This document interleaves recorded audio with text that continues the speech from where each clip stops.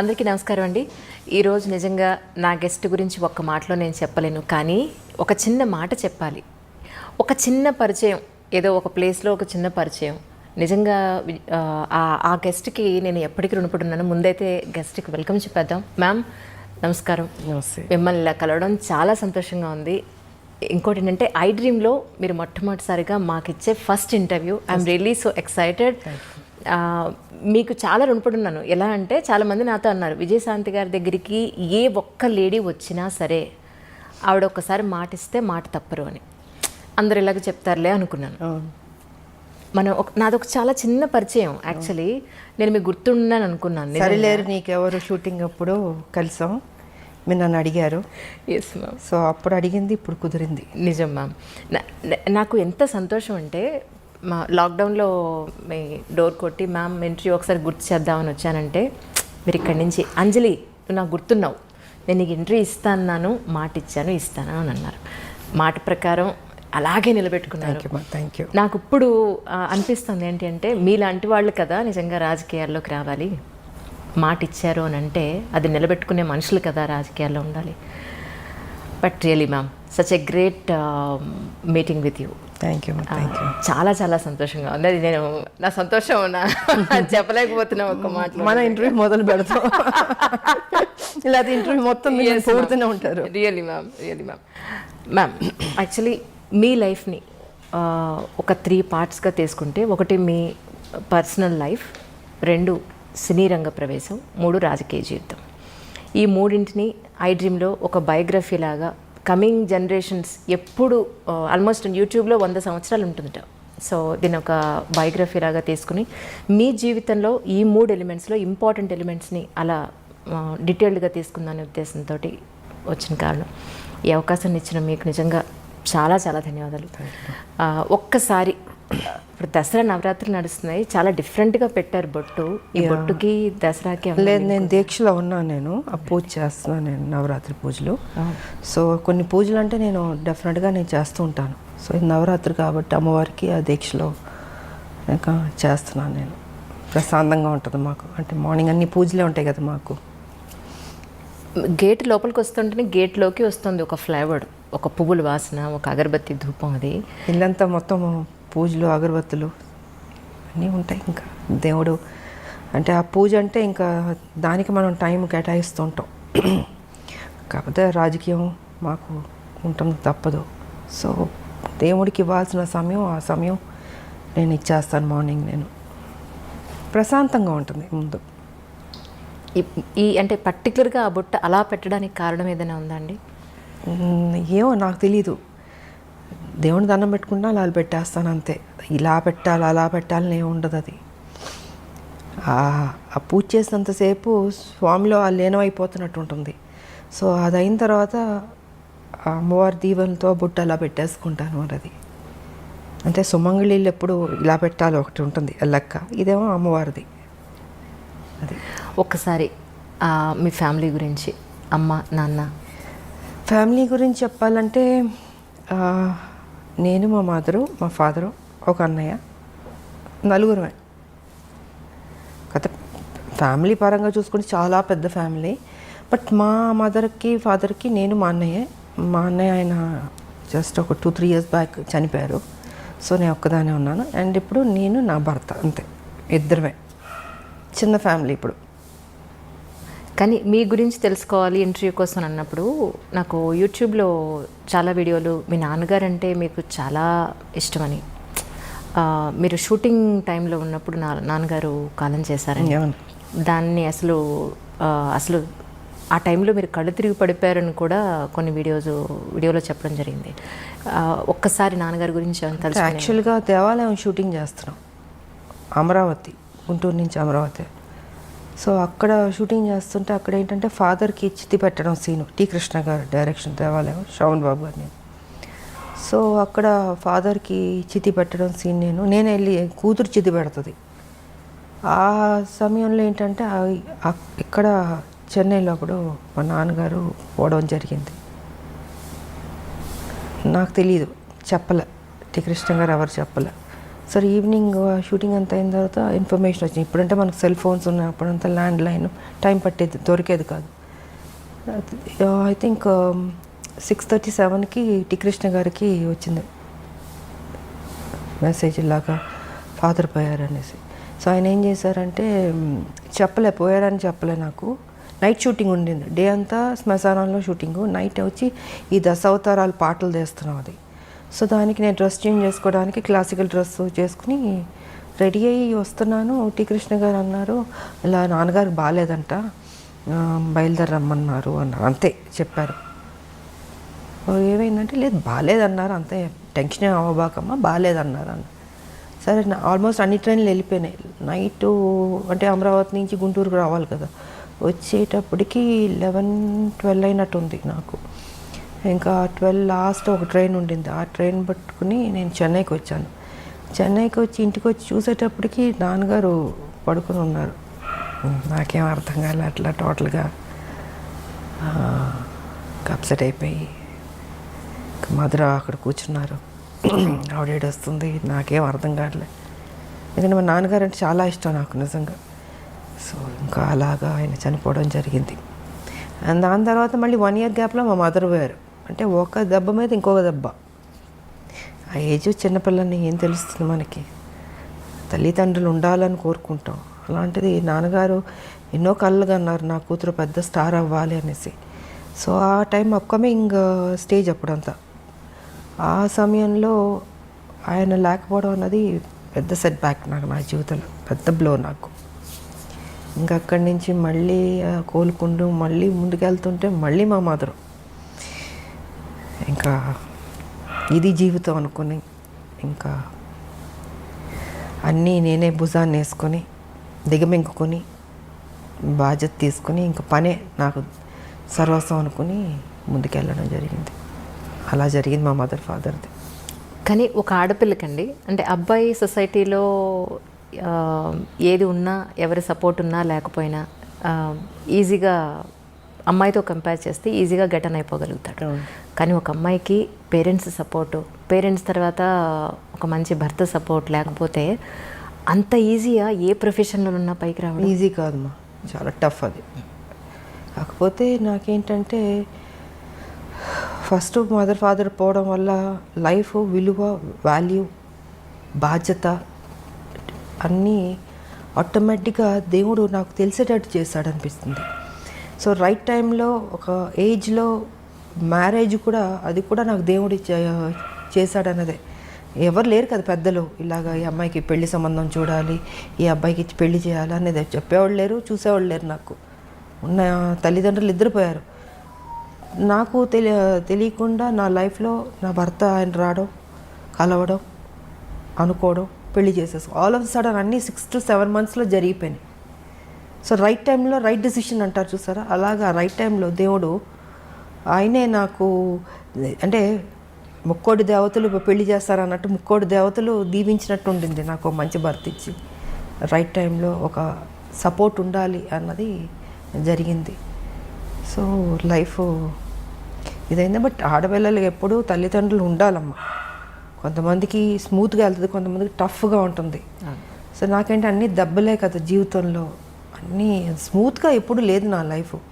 అన్నీ టఫ్గా దెబ్బలు తింటూ నేర్చుకుంటూ ముందుకు వెళుతూనే అనుకున్నది సాధించాను. కాబట్టి మా ఫాదర్ ఒక కోరిక నేను నెరవేర్చాను, పెద్ద స్టార్ అవ్వాలన్నది. దాని తర్వాత మా భర్త సేమ్ అదే బాధ్యత ఆయన తీసుకుని, ఆయన కూడా అక్కడితో ఆపలే. పెళ్ళైన తర్వాత ఏదో ఇంట్లో కూర్చోబెట్టడం లేదు, ఆయన కూడా ఆ బాధ్యత తీసుకుని, ఆ టాలెంట్ ఉన్నవాళ్ళు ఇంట్లో ఉండకూడదు అన్నది ఆయన ఆలోచన కూడా. సో ఆయన కూడా దాన్ని అలా కంటిన్యూ చేసి మీకు కర్తవ్యం అన్నది ఆయన ప్రొడ్యూస్ చేసి, సో ఒక హీరో ఇమేజ్ తీసుకొచ్చింది మా భర్త. అంటే తను ఓన్లీ ఒక హౌస్ వైఫ్లో లేకపోతే ఈ గ్లామరో ఇలా కాదు, ఇంకేదైనా కొత్తగా చేద్దామని పోలీస్ ఆఫీసర్ది కర్తవ్యం అన్నది ఆయన ప్రొడ్యూస్ చేశారు. ఇంకా దాని తర్వాత లేడీ అమితాబ్, ఇవన్నీ వచ్చినాయి. అండ్ ఓసే రామలం అదే పెళ్లి చేసేసుకున్న తర్వాత ఇంట్లో కూర్చుని ఉంటే కర్తవ్యం ఉండేది కాదు, ఓసే రామలం ఉండేది కాదు, ఆ హీరో ఇమేజ్ వచ్చేది కాదు. సో క్రెడిట్ ఐ థింక్ మా హస్బెండ్కి ఇవ్వాలి నేను. జనరల్గా మనకు ఉంటుంది చాలే పెళ్లి చేసుకుందాం సెటిల్ అయిపోదాం అనుకుంటాం, కానీ అలా అనుకోలేదు. ఇంకా అది కూడా కాదు, దాని తర్వాత మళ్ళీ పాలిటిక్స్ కూడా నా మనసులో ఉంటుంది మనకి, కాకపోతే అవన్నీ జరుగుతాయా అని ఒక డౌట్ కూడా ఉంటుంది. కానీ వెనక నుంచి సపోర్ట్ చేసి ముందుకు నడిపిస్తూ ఈ దారిలో వెళ్ళు, ఈ దారిలో నువ్వు చేయి, నీ డ్యూటీ నువ్వు కరెక్ట్గా చేయి, ఆటోమేటిక్గా అన్నీ సర్దుకుంటాయి, మంచి జరుగుతాయి అన్నది ఆయన చెప్పింది. ఇంకా అలాగా. కానీ ఒక విమెన్ ఏ ఇండస్ట్రీలో ఉన్నా సరే ఒక ఇమేజ్ తెచ్చుకోవడం, వాళ్ళకంటూ ఒక గుర్తింపు తెచ్చుకోవడం అనేది చాలా కష్టం. అందులో గ్లామర్ ఫీల్డ్లో, ఫిల్మ్ ఇండస్ట్రీలో ఒక హీరో ఇమేజ్ అనండి, అది కమర్షియల్గా అయినా సరే లేదంటే ఒక వాల్యుబుల్ పాయింట్లో అయినా సరే, మీరు ఒక హీరో ఇమేజ్ని అప్పట్లోనే హీరోలతో సమానంగా మీరు రెమ్యునరేషన్ పాయింట్ ఆఫ్ వ్యూలో కానీ మీ ఒక మాటకు విలువ కానీ అప్పుడు మీరు అంతా సంపాదించుకోవడం అనేది మామూలు విషయం కాదు యాజ్ ఎ విమెన్. సో అదంతా ఈజీ అండి. ఒక అమ్మాయికి ఒక హీరో ఇమేజ్ని తీసుకొచ్చి ఫస్ట్ థింగ్ ఏంటంటే మనం మెంటల్గా ప్రిపేర్ అవ్వాలి. హీరోలు ఫైట్ చేసేది మనం చూస్తున్నప్పుడు, మేము హీరోలు పక్కన చేసేటప్పుడు కొన్ని సీన్స్లో వచ్చి హీరో ఫైట్ చేస్తుంటాడు, మనం రియాక్షన్ ఇవ్వాలి. అప్పుడు అనిపించేది అయ్యో పాపం ఇంత కష్టపడుతున్నారు, ఇంత ఎగురుతున్నారు, కొడుతున్నారు, దెబ్బలు తగులుతుంటాయి వాళ్ళు కూడా. అలాంటిది నాకు వచ్చేటప్పటికి నేను అసలు ఫస్ట్ నాకు కొంచెం టైం పట్టింది నేను అడ్జస్ట్ అవ్వడానికి. అంటే ఆ ప్యాటర్న్లోకి తీసుకురావడం, నా ఫిజిక్ కావచ్చు, నా ఆ స్టైల్ కావచ్చు, ఒక మహిళలా చేసినట్టు ఉండకూడదు. అంటే ఒక హీరో ఒక రఫ్ అండ్ టఫ్ ఆ బాడీ లాంగ్వేజ్ తెచ్చుకోవాలి, దాంట్లో ఇమిడిపోవాలి. సో ఇట్ టుక్ టైం నాకు అది అడ్జస్ట్ అవ్వడానికి. అండ్ ఫస్ట్ పిక్చర్కి నా ఫైట్స్కిను సెకండ్ థర్డ్ దానికి ఇంప్రూవైజ్ చేసుకుంటూ వెళ్ళాను. సో ఇంకా దాని తర్వాత ది బెస్ట్ అన్న పేరు తెచ్చుకున్నాను నేను. అండ్ ఇంకోటి ఏంటంటే ఎందుకు చేయలేము, మనం చేద్దాం, రిస్క్ అయినా పర్లేదు. అప్పుడు మాకు ఈ గ్రాఫిక్స్ అంత లేదు, సో ఏదన్నా కూడా ఒరిజినలే ఉండదు, డూప్ లేకుండా చేసేదాన్ని. చేద్దామని మాస్టర్లతో కన్విన్స్ చేసి ఇంకా సాహసాలే అన్నీ, ఎంత 20 అడుగులో 30 అడుగులు దూకమన్నా దూకేవాళ్ళం. మళ్ళీ గన్ ఒకటి పట్టుకుని దాంతో షూట్ చేసుకుంటూ, మామూలు కాదు అసలు. సో ఇలాగా ఇంప్రూవైజ్ చేసుకుంటూ ఇంకా బెటర్మెంట్ చేద్దాం అన్నది సినిమా నుంచి సినిమాకి బెటర్ అయింది నాకు. సో నన్ను నేను ప్రూవ్ చేసుకోగలిగాను, ఒక యాక్షన్ హీరోలే కాదు హీరోయిన్ కూడా చేయగలుగుతుందని. మళ్ళీ దాంట్లో స్టైల్ ఉండాలి, అందం ఉండాలి. ఏదో కొట్టామన్నట్టు కాకుండా ఎక్స్ప్రెషన్ ఉండాలి, బాడీ లాంగ్వేజ్ కరెక్ట్గా ఉండాలి, ఫినిషింగ్ బాగుండాలి. అది డ్యాన్స్ కావచ్చు, ఫైట్స్ కావచ్చు, ఏదైనా బ్యూటీ ఉండాలి, న్యాచురల్గా ఉండాలి, ఆర్టిఫిషియల్గా ఉండకూడదు. ఏదో ఇప్పుడు జంప్ చేయమన్నారు ఇలా జంప్ చేయడం కాదు, ఒరిజినల్గా జంపింగ్లానే ఉండాలి, రఫ్ లుక్ ఉండాలి. సో ఇలాగ నా బాడీని నేను మలుచుకుంటూ చేశాను నేను.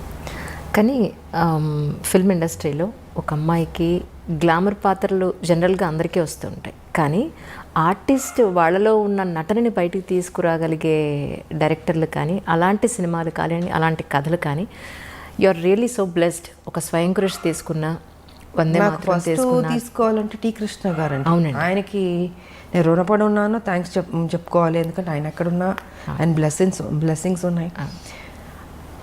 తనలో ఒక నటన ఉందన్నది నేటి భారతంలో తీసుకొచ్చాడు బయటికి. తీసుకొచ్చి నాకు రావాల్సిన పేరు అద్భుతంగా వచ్చింది. ఓ విజయశాంతి ఓన్లీ గ్లామర్ కాదు, తను నటించగలుగుతుందని ఆ క్రెడిట్ కృష్ణ గారికి వెళ్తుంది.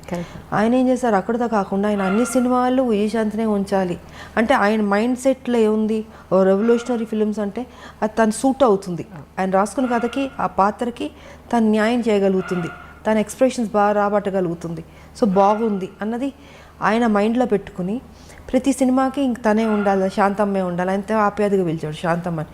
సో ఆయన ప్రతి సినిమాలకు పెట్టేవారు. నేను ఒక స్టేజ్లో అన్న అని పిలిచేదా, అన్న మీకు బోర్ కొట్టదా, అన్ని సినిమాల్లో నేనే పెడతాను, ఇంకొక హీరోయిన్ పెట్టండి అన్న.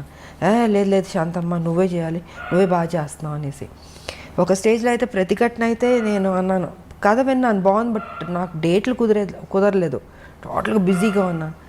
అప్పుడు అన్నాను, అన్న కుదరట్లేదు అంటే, నువ్వు చెయ్యాలి, ఇది నువ్వు చేయకపోతే నేను చెయ్యను, భీష్మించి కూర్చున్నాడు ఆయన. ఇంకా ఏంటంటే ఆఖరికి అందరు ప్రొడ్యూసర్లు రిక్వెస్ట్ చేసి 1 నెల నాకు ఇవ్వండి అని 1 మంతే నాకు వెళ్ళాను, వైజాగ్ వెళ్ళి కంప్లీట్ చేసుకుని వచ్చేసాను.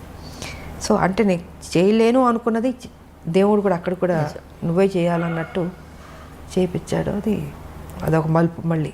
నిజంగా సూపర్ స్టార్ అన్నది ప్రతిఘటనతో స్టార్ట్ అయింది నాకు అవును. ఆ టైటిల్. కానీ అప్పట్లో ప్రతిఘటన అంటే ఒక రెవల్యూషన్ తీసుకొచ్చారు. అసలు యాక్చువల్గా చాలా చిన్నమ్మాయి నేను.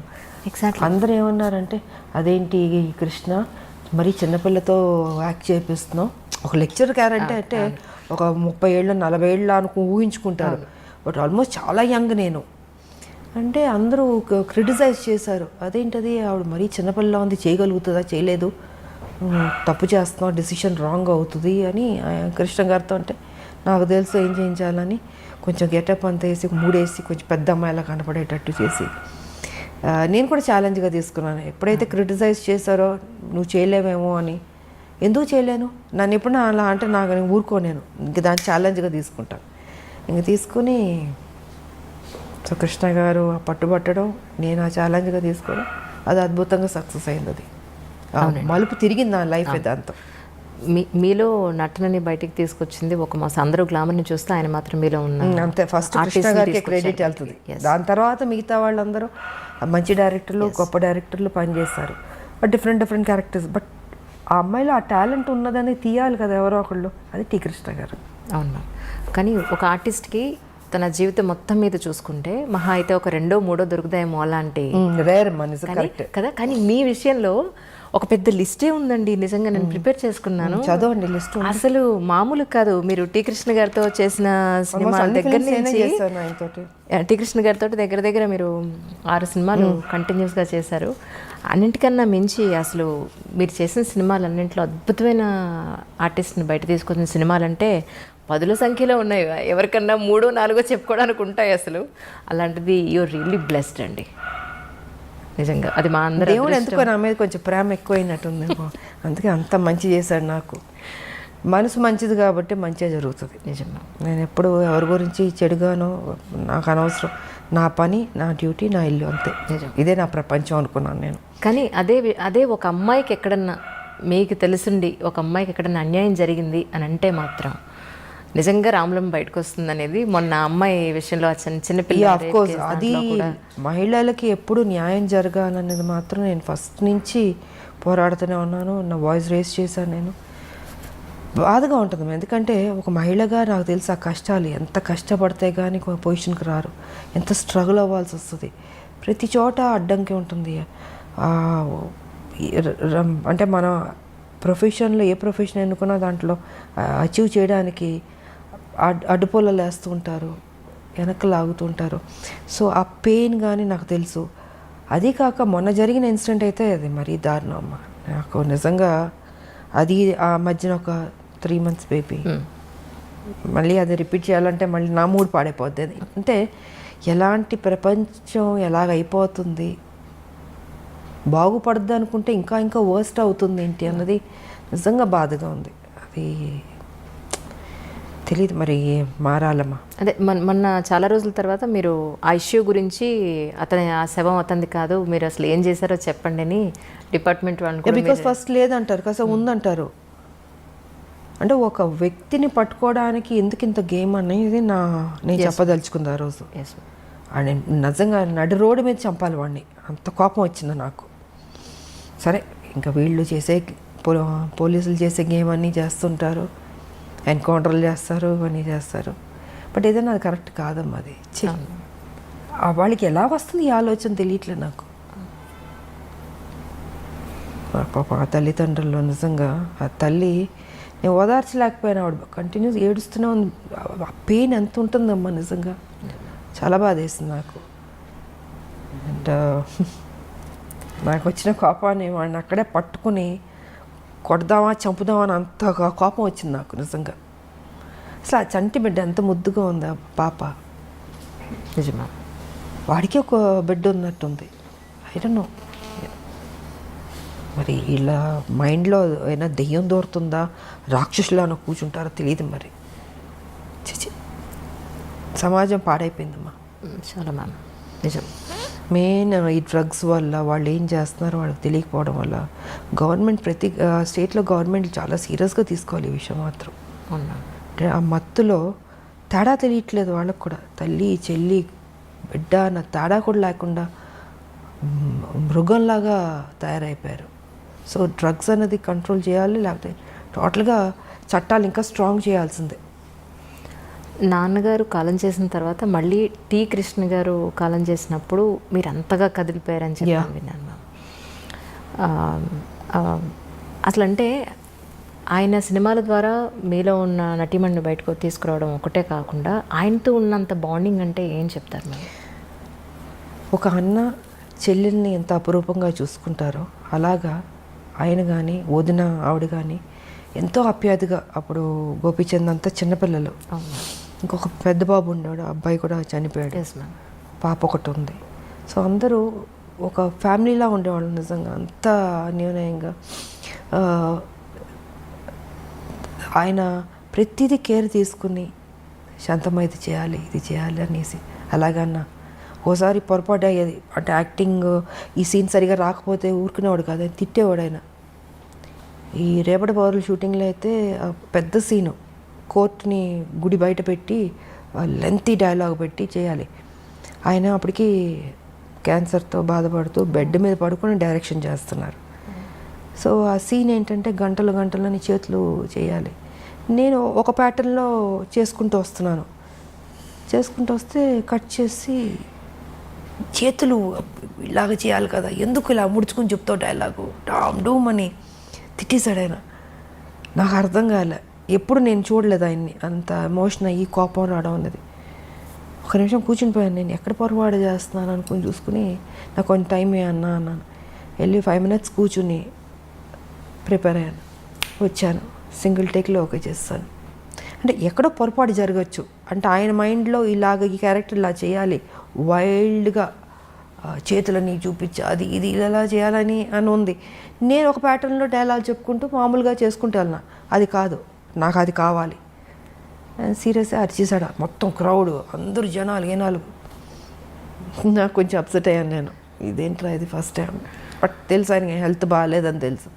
సరే నాకు 5 minutes అని వెళ్ళి కూర్చుని మళ్ళీ నేను ఏ రకంగా చేస్తే బెటర్ అని రివైజ్ చేసుకుని వెళ్ళి చేశాను. I was happy. సో ఇలా ఉండేదమ్మా ఆయనది. అండ్ ఇంకోటి ఏంటంటే ఆయన చనిపోయినప్పుడు నేను ఊటీలో ఉన్నాను.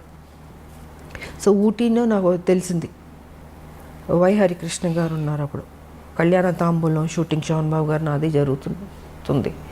అంటే అప్పుడు తెలిసేటప్పటికి డెఫినెట్గా ఆయన నాకు ఒక గురువు, నాకు ఒక అన్న, అంత కేర్ తీసుకున్న లైఫ్ ఇచ్చిన ఒక గొప్ప వ్యక్తి. ఆయన చనిపోతే మనం ఎలా వదిలేస్తామని అక్కడి నుంచి ఊటీ నుంచి ట్రైన్ పట్టుకుని మొత్తం 2 ట్రైన్లు మారి వెళ్ళాను నేను. వెళ్ళి శ్మశానానికి వెళ్ళేటప్పటికి ఆల్మోస్ట్ అన్నీ అయిపోయినాయి. నేను రీచ్ అయ్యేటప్పటికి వదునున్నారు ఆవిడ అక్కడ. ఇంకా అప్సెట్ అయిపోయాను నేను, అంత గౌరవం నాకు ఆయన అంటే. సో అలా జరిగింది టి కృష్ణ గారు. కానీ టి కృష్ణ గారు కాలం చేసిన తర్వాత వాళ్ళ పిల్లలని చాలా దగ్గరుండి మీరు చూసుకుని వాళ్ళ చదువులతో సహా మీరు పట్టించుకున్నారని అన్నారు, అది ఎంతవరకు నిజం? అలాగని కాదు, వాళ్ళది ఏంటంటే వాళ్ళు ఎవరి దగ్గర ఏమి తీసుకోరు. వదిన ఆవిడ క్యారెక్టర్ ఏంటంటే ఒకళ్ళ సాయం తీసుకోదు ఆవిడ ఫస్ట్ నుంచి. ఆవిడ ఒక డిఫరెంట్గా, సో వాళ్ళ ఒక మెథడ్లో వాళ్ళ ఒక పద్ధతిలో వాళ్ళ లైఫ్ అలా ఉండేది. వీళ్ళు నాకు ఇది హెల్ప్ చేయాలి, ఈ హెల్ప్ తీసుకుంటాం అంటే తీసుకోరు వాళ్ళు. కొన్ని సందర్భాల్లో అడిగాము మేము, బట్ లేదు. సరే అనేసి ఇంకా పిల్లలు ఇంకా ఫారెన్ వెళ్ళి చదువుకుని, ఇంకొక అబ్బాయి ఏమో ఇంకా నేను నా ప్రొఫెషన్లో నేను తిరుగుతూ ఇలా ఉండేది. మధ్యలో బాబురావు ఆయన ఉండేవారు ప్రొడ్యూసరు. సో వారితో సినిమా మిగతాది భారతనారి ఇవన్నీ చేసి ఇలా ఉండేది. అప్పుడప్పుడు మాట్లాడేవాళ్ళు. సో నేను ఇంకొకళ్ళని డిస్టర్బ్ చేయలేను కదా, వాళ్ళకి కొన్ని నచ్చినప్పుడు అది కరెక్ట్ కూడా కాదు అది అన్నది వాళ్ళ ఆలోచన. సో ఆ గౌరవం మాత్రం నాకు ఇప్పటికీ ఉంది. కానీ రాజకీయాల్లోకి రావాలి అనేది మీ సొంత నిర్ణయమేనండి? రాజకీయాల్లో రావాలన్నదైతే తెలంగాణ ఇష్యూ అన్నది మైండ్లో ఉంది. బికాజ్ ఈ రజాకార్లు, నిజాం పరిపాలన, మా తాతగారి ఫ్యామిలీ, మా పెద్ద ఫ్యామిలీ ఎలా డిస్టర్బ్ అయింది, ఎలాగా అంటే ఒక చంపడానికి వస్తున్న వాళ్ళు అరిచేతిలో పట్టుకుని చిన్నపిల్లలు. మా మదర్ ఇంకా నేను ఇప్పుడు లేదు, విజయశాంత మనిషే లేదు ఇప్పుడు. ఇంకా మా మదర్కి మ్యారేజ్ అవ్వలే, ఆవిడ యంగ్, ఆవిడ పెద్ద ఫ్యామిలీ. సో అక్కడి నుంచి చంపడానికి వస్తున్నారనేప్పుడు మా తాత ఏం చేశారు, ఆస్తి మొత్తం ఏటూరు నగరం మొత్తం వదిలి చెన్నైకి వెళ్ళిపోయారు.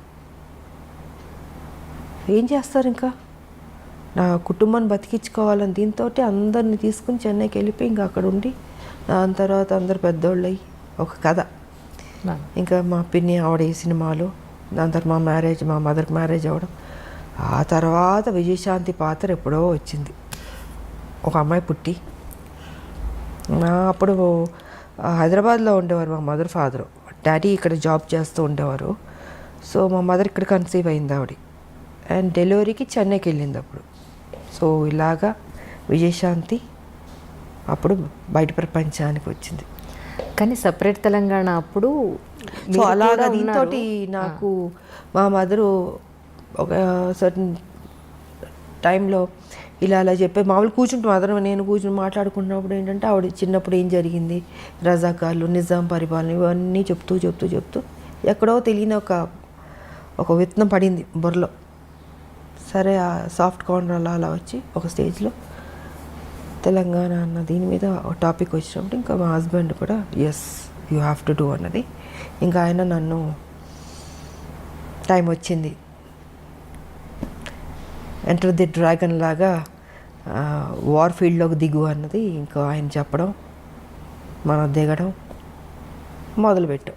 1998 జనవరి 26 బీజేపీలో చేరడం జరిగింది. కానీ బాలకృష్ణ గారితో, చిరంజీవి గారితో ఎక్కువ సినిమాలు చేశారు. ఆల్మోస్ట్ 17-18 సినిమాలు దగ్గర. ఒక సినిమా అటు ఇటులో చిరంజీవి గారితో ఎక్కువ, బాలయ్యతో ఇద్దరు ఎక్కువ. జస్ట్ 1 or 2 మూవీస్, పెద్దగా డిఫరెన్స్ కూడా అవును. అయితే నిప్పురవ్వ సినిమా తర్వాత మళ్ళీ బాలకృష్ణ గారితో చేయకపోవడానికి అంటే తర్వాత స్టోరీ ఏమి సెట్ కాలేదంటారా? తర్వాత చేయకపోవడానికి కానీ ఎవరితో చేయకపోవడానికి కాదమ్మా, పరిస్థితులను బట్టి ఆ రోజుకి వేరే సినిమాల కమిట్మెంట్లను బట్టి. ఇప్పుడు ఒక సినిమా వచ్చినప్పుడు మనం చేయగలుగుతాం, బాగుంటే చేస్తాం. అలాగా ఆ తర్వాత మళ్ళీ నాకు నా ఇమేజ్ డిఫరెంట్గా వెళ్ళి కొంచెం ఆ హీరో ఇమేజ్ వచ్చేటప్పటికి నేను ఇంకెక్కువ హీరోయిన్ సబ్జెక్ట్స్ మీద ఆ హీరో ఫిల్మ్స్ లాగా ఎక్కువ చేయాల్సి వచ్చింది. సో కుదరలేదు నాకు, ఇంకా రెమ్యునరేషన్లు పెరిగిపోయినాయి. ఎగ్జాక్ట్లీ హైయెస్ట్ రెమ్యునరేషన్ తీసేసుకున్నాను. సో న్యాచురల్గా నేను ఒక హీరో అయిపోయాను కాబట్టి ఇంకా నా సినిమాలు నేను చేసుకుంటూ ముందుకు వెళ్ళాల్సి వచ్చింది. అలాగా గ్యాప్ వచ్చింది, అంతేగాని ఇంకేంటి. ఒక హీరోయిన్గా అప్పటి వరకు హీరో పక్కన హీరోయిన్గా యాక్ట్ చేసిన ఒక హీరోయిన్, టాప్ మోస్ట్ హీరోయిన్. మీరు ఆల్మోస్ట్ టాప్ మోస్ట్ హీరోలు అందరితో కలిసి మీరు వర్క్ చేశారు. 60 మంది ఉంటారు అనుకుంటా, బహుశా 60 మంది హీరోలతో అనుకుంటారు. ఎగ్జాక్ట్లీ అంటే కొత్త వాళ్ళు, చిన్నవాళ్ళు, మా అందరూ ఆల్ అండ్ ఆల్. సో అలాంటి ఒక హీరోయిన్ తర్వాత మిమ్మల్ని బేస్ చేసుకుని స్టోరీస్ రావడం అనేది మొదలయ్యేది. దాని తర్వాత అలాంటి హీరోయిన్ని మళ్ళీ ఒక హీరో పక్కన పెట్టడం అని అంటే అది ఆల్మోస్ట్ ఇద్దరు హీరోల బరువు. ఒక మాట చెప్పాలంటే అది కథాపరంగా కానీ ఆర్థికంగా. అంటే హీరో ఇమేజ్ వచ్చిన తర్వాత కూడా గ్యాంగ్ లీడర్ చేశాను కదా. గ్యాంగ్ లీడర్ చేశాను, మెకానిక్ అల్లుడు చేశాను. సో చేశాను నేను, బట్ ఎక్కువ దాని మీద నేను ఫోకస్ పెట్టాను. ఇంకా హీరో ఇమేజ్ 1-2 తప్ప ఇంకా దాని తర్వాత కుదరలే. ఒక హీరోయిన్కి హీరోయిన్ సెంట్రిక్ మూవీస్ రావడం అనేది ఇక అది పీక్ పరాకాష్ట అంటారా మీ ఉద్దేశ ప్రకారం? అంతే కదా. నేనే ఊహించుకోలేదు అసలు నా లైఫ్లో ఇలాగ ఒక హీరో ఇమేజ్ వస్తుంది, నేను యాక్షన్ సినిమాలు చేస్తాను, ఎంత రిస్క్ తీసుకుంటాను, ఎంత హైయెస్ట్ పేడ్ హీరోయిన్ అవుతాను, నేను నా లైఫ్లో నేను ఊహించలేదు. నిజంగా అది గాడ్ గిఫ్ట్ అనే చెప్పాలి. ఇప్పటికి ఇది ఎలా జరిగిందో నేను అనుకుంటాను అప్పుడప్పుడు కూర్చున్నప్పుడు, ఇది నిజమేనా, ఇదంతా మాయా ఒక్కోసారి. బట్ అది మాయే, లైఫ్ అంటే మాయే, ఏం ఉండదు. ఉన్నంతసేపే నాది అది ఇది అనుకుంటాం, చనిపోయిన నెక్స్ట్ మూమెంట్ ఎప్పుడు బాడీ తీసేస్తారు అనుకుంటారు. సో ఏది తీసుకెళ్ళాం మనం, ఒకటే తీసుకెళ్ళేది, ఒక మంచి పేరు ఒకటే తీసుకెళ్తాం. ఉన్నంత వరకు మంచి చేసామా, ఎగ్జిట్ అయ్యామా, అదే చూసుకోవాలి. 10 మందికి ఉపయోగపడాలి, ఆ హెల్పింగ్ నేచర్ ఉండాలి. ఏది తీసుకెళ్ళినప్పుడు ఎందుకు స్వార్థం ఎందుకు ఉండాలి, ఎందుకు పిసినారులా ఉండాలి? 10 మందికి అన్నం పెట్టండి, కష్టం ఉన్న వాళ్ళని ఆదుకోండి. మీరు చనిపోయేటప్పుడు ఏమో తీసుకెళ్ళరు కదా, మరి ఎందుకు ఆ మెంటాలిటీ ఎందుకు అలా ఉంటుంది మీకు? అది కరెక్ట్ కాదన్నది నేను చెప్పదలుచుకుంది. 10 మందికి ఉపయోగపడి 10 మందికి కష్టంలో ఆదుకున్నా అనుకో, మనం చనిపోయిన తర్వాత అయ్యో మంచోళ్ళ ఆవిడ, మంచిది, మంచి చేసింది, అదొక్కటే తీసుకెళ్తాం. నిజం. మనకు కూడా తృప్తి ఉంటుంది జీవితంలో. బతికున్నంత వరకు మంచి చేసాము దేవుడా, నాకింత చేస్తావు, నేనేం చేశాను, సమాజానికి ఏం చేశాను అన్నది ఉంటుంది కదండి. సో ఆ సమాజానికి ఏం చేయాలన్నది రాజకీయ పరంగా చేయగలుగుతాం, లేదా సోషల్ వర్క్ చేయగలుగుతాం.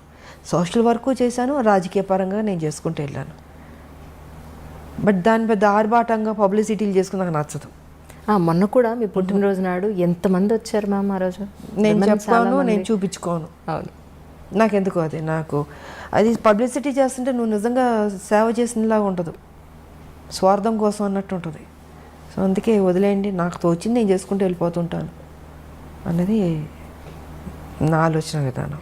తల్లి తెలంగాణ పార్టీ కింద మీరు చాలా వైద్య సేవలు కూడా అందించారు అప్పట్లో. సో దాని గురించి కూడా ఎక్కడ మీరు ఎప్పుడూ చెప్పుకోలేదు. అదే నేను చెప్పనమ్మా, చదివించేవాళ్ళని చదివిస్తాం, ఇంకా ఆర్థిక పరంగా అందిస్తాం, ఇవి చాలా రకరకాలు ఉంటాయి, మళ్ళీ చెప్పుకోవడం ఎందుకు వేస్ట్. సో నాకు తృప్తి, నా జీవితంలో ఇది ఒక మంచి చేస్తాను, ఒక చిన్న సాటిస్ఫాక్షన్. నాకు ఎవరికైనా ఏదైనా చేస్తే ఎందుకో తెలియదు, ఒక ఆనందం వస్తుంది. నాకు చేసుకోవడం కన్నా ఎదుటోళ్ళు చేస్తే సంతోషపడతాను నేను. సో నా లైఫ్ పద్ధతి అది. అంటే చాలామంది విమర్శకులు అనండి, లేదా మీ గురించి తెలుసుకోవాలనుకునే వాళ్ళనండి, తల్లి తెలంగాణ పార్టీ ఎందుకు పెట్టాలనిపించింది, ఎందుకు టీఆర్ఎస్లో విలీనం చేశారు అని అంటే మేము ఎందుకు పెట్టాలంటే ఆ రోజుకున్న పరిస్థితి ఏంటంటే, ఒక మహిళగా ఇది నా బరువు నా భుజాన్ని వేసుకున్నాను. నా మెంటాలిటీ ఏంటంటే అమ్మా, ఒక ఇష్యూ నేను టేకప్ చేస్తే అది అచీవ్ చేసి దాంట్లో సక్సెస్ చూసే వరకు నేను నిద్రపోను. దానివల్ల నేను ఎంత కోల్పోతున్నానో సిద్ధపడతాను. ఆర్థిక పరంగా కావచ్చు, లేకపోతే నా కెరియర్ పరంగా కావచ్చు, ఏది కోల్పోయినా పర్లేదు, కానీ నేను అనుకున్నది సాధించాలి అన్న ఒక లక్ష్యంతో నేను తెలంగాణ ఇష్యూని టేకప్ చేశాను. సో 98 నేను బీజేపీలో నేను జాయిన్ అయినప్పుడు తెలంగాణ కోసమే వచ్చాను. ఆ రోజుకున్న నాకు ఆఫర్స్ కానీ, కంటెస్ట్ చేయమన్నా కానీ, లేకపోతే ఆ రోజు అధికారంలోకి వచ్చింది బీజేపీ, నేను మంత్రిని అయి ఉండేదాన్ని. నాకు లేనిది లేదు, అన్నీ ఉన్నాయి, నాకు అన్నీ ఆఫర్స్ చేశారు.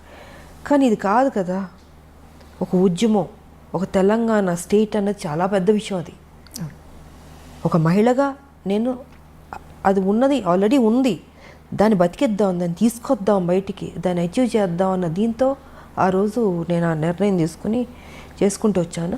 కానీ ఒక సందర్భంలో ఏంటంటే, కొంతమంది నాయకుల వల్ల, నేను పేరు చెప్పుకోదలుచుకోలేదు, వాళ్ళు ముఖ్యమంత్రులు కూడా కావచ్చు ఆ రోజుకి. సో వాళ్ళు ఏంటంటే ఈ తెలంగాణ రావడం వాళ్ళకి ఇష్టం లేదు. సో దీనివల్ల నేను ఆ రోజుకి ఉన్న పరిస్థితికి నేను పార్టీ విడిచి బయటకు రావాల్సి వచ్చింది. చెప్పాలంటే కూడా చెప్పచ్చు, it's because of TDP. Chandrababu గారు ఆ రోజు పరిస్థితిలో వాళ్ళు అలయన్స్లో ఉన్నారు అందరూ. వాళ్ళు ఏంటంటే ఒప్పుకోవట్లేదు. ఇప్పుడు ఇవాళ మనకి మోడీ గారికి ఉన్న మెజారిటీ, ఫుల్ మెజారిటీ అప్పుడు లేదు. Number of alliance partners, ADMK కావచ్చు, డిఎంకే కావచ్చు, మన అదేంటి టీడీపీ కావచ్చు, ఇలా నెంబర్ ఆఫ్ పార్టీస్ ఉంది. కాబట్టి అదేంటంటే అవుట్ ఆఫ్ ద వే వెళ్ళి ఇవ్వాలి. ఫుల్ మెజారిటీ వచ్చి ఉంటే ఇచ్చేసేవాళ్ళు, కానీ రాలే. మిగతా అలయన్స్ పార్టీల మీద ఉండాల్సి వచ్చింది వాళ్ళ సపోర్ట్తో. అప్పటికీ నేను ఫైట్ చేశాను, మ్యాక్సిమం నేను ఫైట్ చేశాను. ఇంకొక స్టేజ్లో అయితే ఇంకా సరే, ఇప్పుడు వాళ్ళ ఆలోచన వాళ్ళకు ఉండొచ్చు, చంద్రబాబు గారు కలిసి ఉండాలని. కానీ తెలంగాణకి ఎంత అన్యాయం జరుగుతుందో, ఈ స్టేట్ వస్తే వాళ్ళకి బెటర్ అవుతుంది కదా అన్నది నాకు. Yes ma'am. ఇప్పుడు 69 ఉద్యమం తీసుకున్నా, ఇంతకుముందు అనేక మంది త్యాగాలు చేశారు, కొట్లాడారు. కానీ ఎక్కడో చోట ఆగింది, మళ్ళీ దానికి ప్రాణం పోయాలి, మళ్ళీ ముందుకు తీసుకెళ్ళాలి అనేది నా ఆలోచన. సో నేను ఆ రోజుకి మ్యాక్సిమం నేను కొట్లాడితే వాళ్ళు అది జరగనివ్వకుండా అడ్డుపడడం వల్ల ఇంకేదో కుదరదేమో అనేసి ఇంకప్పుడు పార్టీ నుంచి బయటికి రావాల్సి వచ్చి అది అక్కడితో ఆపలే, దాన్ని బతికిద్దామని నేను తల్లి తెలంగాణ పార్టీ పెట్టాను.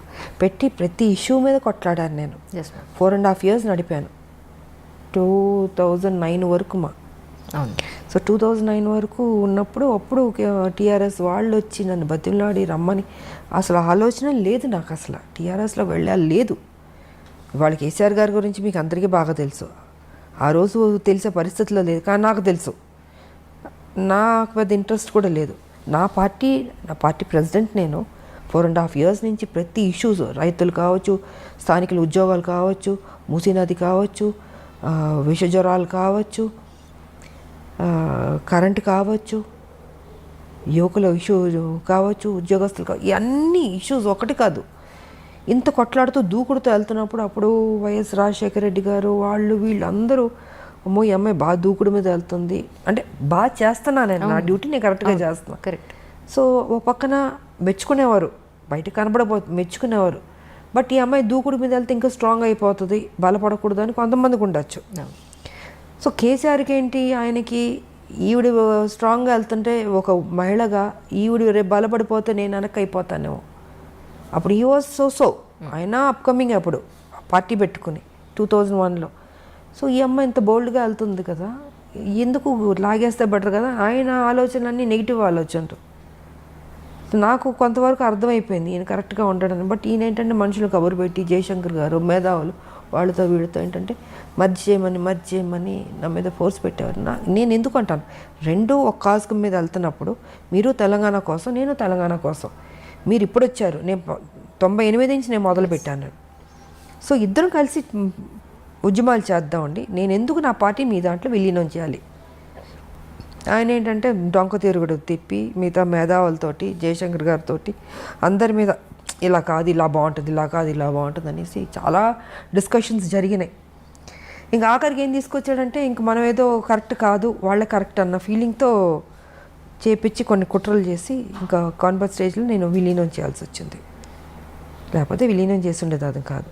సరే విలీనం చేశాను పోనీ అక్కడైనా కరెక్ట్గా నన్ను ఉంచాడా, అక్కడ నన్ను కరెక్ట్గా ఉంచలేదు. ఆయన జేరన్ దగ్గర నుంచి నన్ను సస్పెండ్ చేసి బయటికి పంపించే వరకు ఇదే టెన్షన్ నాకు. నేను ఎంపీగా పోటీ చేసినప్పుడు కూడా నన్ను ఓడగొట్టాలని చూశాడు ఆయన. బట్ లక్కీగా నేను గెలిచాను నేను. సో గెలిచిన తర్వాత వెంటనే మళ్ళీ ఏదో ఒక నిందేయడం, ఒక సాకు చూపించడం, దాంతో నాతో మాట్లాడడం మానేశారు. 6 months ఎంపీగా గెలిచిన తర్వాత 6 months అని దూరం పెట్టాడు, మాట్లాడలే. నా కాన్స్టిట్యున్సీ పనులు నేను చేసుకున్నాను. మళ్ళీ ఈయన నిరాహార దీక్ష చేయబెట్టాడు. దాని తర్వాత ఈయన చచ్చిపోతున్నాడేమో నేను మొత్తం ఢిల్లీ వాళ్ళతో మాట్లాడి గవర్నర్తో మాట్లాడి, తివారీ గారు గవర్నర్ అప్పుడు తివారీ గారు ఉన్నారు, సో చిదంబరం గారు ఉన్నారు అప్పుడు, he was home minister. So మిగతా అందరితో మాట్లాడి ఈయన నిరాగదీక్ష చేస్తున్నారు, ఆయన చనిపోతాడేమండి, హెల్ప్ చేయండి ఆయన్ని. అప్పటికి మాటలు లేవు నాకు ఆయనకి. సో ఈ రకంగా చేసాం. అప్పుడు ఆ సందర్భంలో మళ్ళీ ఆయన కలిసి ఆయన హాస్పిటల్లో ఉన్నప్పుడు అప్పుడు మాట్లాడుకోవడం జరిగింది. మళ్ళీ మాట్లాడుకుని మళ్ళీ పార్టీలో మళ్ళీ మామూలైన తర్వాత మళ్ళీ నా మీద ఇదే అది ఎప్పుడు ఆయన ఒక టైం వెయిట్ చేస్తూ కూర్చున్నాడు, ఈవిని ఎప్పుడు బయటికి పంపించేద్దామని. సో 2013లో కాంగ్రెస్ ఇస్తున్నాం అని అనౌన్స్ చేసిన నైటే నన్ను సస్పెండ్ చేస్తాడు. మేము ఆ మేడంని విజయశాంతి గారిని మేము సస్పెండ్ చేయలేదు, ఆవిడే పెట్టకుండా మీరు యూట్యూబ్ కాదండి, మీరు కప్పుకున్నారు అని చెప్పి మీరు యూట్యూబ్లోకి వెళ్ళొచ్చు. అక్కడ మొత్తం మీకు ఇవాళ కేసీఆర్ అసెంబ్లీ సాక్షిగానే అబద్ధాలు చెప్తున్నాడు. సో మీరు యూట్యూబ్కి వెళ్తే కేసీఆర్ 2013లో నన్ను సస్పెండ్ చేసింది ఆల్మోస్ట్ ఆల్ ద ఛానల్స్లో వచ్చింది. నైట్ 12 o'clock అది మీరు చూడొచ్చు. నేను జరిగింది చెప్తాను, నాకు అబద్ధాలు చెప్పాల్సిన అవసరం నాకేం లేదు. కేసీఆర్ లాగా ఇవాళ అసెంబ్లీలో నేను 3 ఎకరాలు ఇస్తానని చెప్పి నెక్స్ట్ కట్ చేస్తే నేను అసలు ఆ మాట అన్నే లేదేదో అని చెప్తున్నాడు. యాజ్ అ చీఫ్ మినిస్టర్గా ఆయన ఇంత అసెంబ్లీ సాక్షిగా చెప్పి ఇవాళ లేదు అంటున్నాడంటే ఆయన ఎలాంటి వ్యక్తి మీకే అర్థం కావాలి. సో జరిగింది నేను చెప్తున్నాను. 2013లో నన్ను సస్పెండ్ చేసిన తర్వాత నా కాన్స్టిట్యున్సీలో నేను ఎంపీగానే ఉన్నాను, నా పని చేసుకుంటూ ఉన్నాను. 2014లో పార్లమెంట్లో బిల్లు పాస్ అయింది. అప్పుడు బిల్లు పాస్ అవుతున్నప్పుడు నాకు ఆయనకి మాట్లాడలేదు, కానీ ఆ రోజు ఫస్ట్ టైం నన్ను వచ్చి ఎలా ఉన్నావు విజయ అని ఒకే ఒక మాట అన్నాడు, బాగున్నా అన్న. సో ఫైనల్గా అది ఆ రోజు ఇంకా లాస్ట్ డే ఇంకా అప్పుడు కాంగ్రెస్ పొన్నం ప్రభాకర్ వీళ్ళందరూ చాలామంది ఉన్నారు. మీరు వస్తారా అన్నాను. నేను ఉంటాను అది అన్నాను. ఇంకా హౌస్ స్టార్ట్ అయిపోయింది. స్పీకర్ ఆవిడ వచ్చారు, ముందుకు వెళ్ళాను. వెల్ దగ్గరకు వెళ్ళి ఇంకా షౌటింగు, మిగతా వాళ్ళు ఆవిడ చదవబోతుంది బిల్లు. చదువుతుంటే మిగతా వాళ్ళందరూ అడ్డుపడడం, నేను దూకడం, నేను అది పట్టుకోవడం పేపర్లు చింపకుండాను. ఈయన చూస్తే ఈయన లేడు, అంటే ఆ ఘట్టంలో కూడా ఈయన లేడు. తెలంగాణ రావాలని ఇంట్రెస్ట్ లేదు ఆయనకి. ఉంటే ఆ ఒక్క ఎప్పుడు బిల్లు పాస్ అవుద్దని కొన్ని కోట్ల మంది ఎదురు చూస్తాం. ప్రపంచం మొత్తం తెలంగాణ వాళ్ళు అక్కడక్కడ ఉంటుంటారు కదమ్మా. సో అన్ని చోట్ల నేను తెలంగాణ వాళ్ళు ఎప్పుడు జరుగుతుందా, ఎప్పుడు బిల్లు పాస్ అవుద్దని ఉంటున్నారు. అలాంటి సమయంలో ఈయన అక్కడ కదా ఉండాలి, అక్కడ లేకుండాను బయటికి వెళ్ళిపోయాడు. సో ఆ లాస్ట్ మూమెంట్ వరకు కూడా నా డ్యూటీ నేను సిన్సియర్గా చేసి బిల్లు పాస్ అయింది. చాలా హ్యాపీ ఫీల్ అయ్యాను నేను. అవును మ్యామ్, ఆ టైంలో you are also one of the party. ఒక్కదాన్నే నేను ఉన్నది ఇద్దరు ఎంపీలు ఒక ఆయన లేడు, వచ్చాడు వెళ్ళిపోయాడు. సో చివరి వరకు బిల్లు పాస్ అయ్యే వరకు నేను ఉన్నాను. ఆ రోజు బిల్లు పాస్ అయింది, నేను అనుకున్నది సాధించాను. మొత్తం మీ అంటే ఇంత ట్రావెలింగ్ పట్టింది నాకు. బీజేపీ నుంచి, నా తల్లి తెలంగాణ నుంచి, టీఆర్ఎస్ దగ్గర నుంచి, కాంగ్రెస్ దగ్గర నుంచి ఇంత ట్రావెలింగ్. ఈ ట్రావెలింగ్లో ఎక్కడ నా స్వార్థం చూసుకోలేదు. విజయశాంతి ఒక పెద్ద స్టారు, తెలంగాణ కోసం కొట్లాడుతుంది. ఆవిడ అడిగితే ఏదో ఇవ్వడానికి అన్ని పార్టీలు రెడీ. ఆయన మిగతా పార్టీలు అందరూ నాకు ఏం కావాలో తీసుకోండి, మా పార్టీలోకి రండి అన్నీ అడిగారు. కానీ ఎప్పుడూ పదవులకి కానీ దేనికి నేను లొంగలే. నేను దేనికి వచ్చాను? తెలంగాణ కోసం. అది నాకు ముఖ్యం. మీరు నాకు డబ్బులు ఆశ చూపించినా, పదవులు ఆశ చూపించినా, సీఎం పదవులు చూపించినా నాకు వద్దండి, నాకు తెలంగాణ ఇవ్వండి అని ప్రతి నిమిషం నేను టెన్షన్ పడ్డాను నేను. సో ఇలా జరిగింది నా కెరియర్, పొలిటికల్ కెరియర్ ఇలా ఇంత స్ట్రగుల్తో కూడి. బట్ ఫైనల్గా నేను అనుకున్నది అచీవ్ చేశాను. అది నాకు ఎప్పుడైతే మీ తాతగారు అప్పటి రోజుల నుంచి ప్రాణం చేతపట్టుకుని మీరు అక్కడికి వెళ్ళారు, మళ్ళీ ఇన్నాళ్ల తర్వాత మీ కళ నెరవేరింది అనుకోవచ్చు. అదే రాస్తుంటుంది, ప్రతి బియ్యం మీద పేరు రాసినట్టు నాకు రాసింది తెలంగాణ నువ్వు కొట్లాడాలి, పార్లమెంట్లో నీ చేతుల మీదుగా రావాలి అన్నది రాసినట్టుంది. అది జరిగింది. మరి ఇంతకుముందు ఇంతమంది ఎంపీలు గెలిచారు, ఎప్పుడు రాలేదు. ఫైనల్ ఇద్దరిలో ఒకళ్ళు. నా డ్యూటీ నేను సక్రమంగా చేశాను. సార్ విమర్శించే వాళ్ళు విమర్శిస్తారు, విమర్శించేటట్టు చేస్తారు కేసీఆర్. దీన్ని నేను పెద్ద పట్టించుకోవాల్సిన అవసరం లేదు. నా మనస్సాక్షికి తెలుసు, నా నిజాయితీ తెలుసు, నేను సిన్సియర్గా పనిచేస్తాను తెలంగాణ కోసం.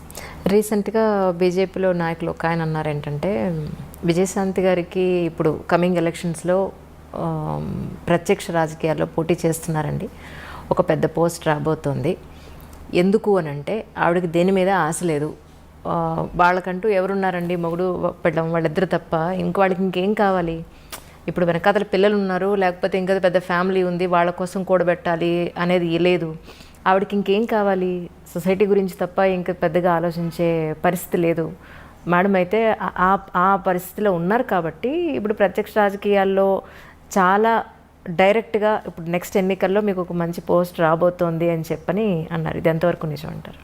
ఒకటమ్మా, నేను ఏనాడు పోస్టుల కోసం పరిగెత్తిందో తాపత్రయపడిందో నా లేదు. నా ప్రజలకు మేలు జరిగితే చాలు, నన్ను ఏం చేయమంటారు చెప్పండి, నేను చేస్తాను. నా జీవితం అన్యాయం అయిపోయినా పర్లేదు, కానీ నా ప్రజలు 4 కోట్ల ప్రజలు, వాళ్ళకి మేలు జరిగితే చాలు అన్నదే తప్ప ఇంతకాలం ఎన్ని నాకు రెడ్ కార్పెట్లు వేశారమ్మా. మీకు ఏం కావాలో చెప్పండి, మీరు మా పార్టీలో రండి, ఇది ఇస్తా అది ఇస్తా. నమస్కారం కూడా పెట్టాను. నా తెలంగాణ ఇవ్వండి చాలు, ఇంకా అంతకంటే మిమ్మల్ని నేనేం కోరుకోను. నాకు పెద్ద ఆశ లేదమ్మా, డబ్బు అన్నీ చూశాను కదా, ఇంకేముంటుంది. మీరు చెప్పినట్టు నాకేమీ లేదు. నా పిల్లలు కూడా వద్దు అనుకున్నా, అన్నీ వద్దు, తెలంగాణ వస్తే చాలు, 4 కోట్ల మంది బతుకుతే చాలు. సో అలా ఉండింది. అండ్ ఇప్పుడు పార్టీ ఏ బాధ్యత ఇచ్చినా అది నా బాధ్యతగా అనుకుంటాను, నా డ్యూటీగా చేస్తాను నేను.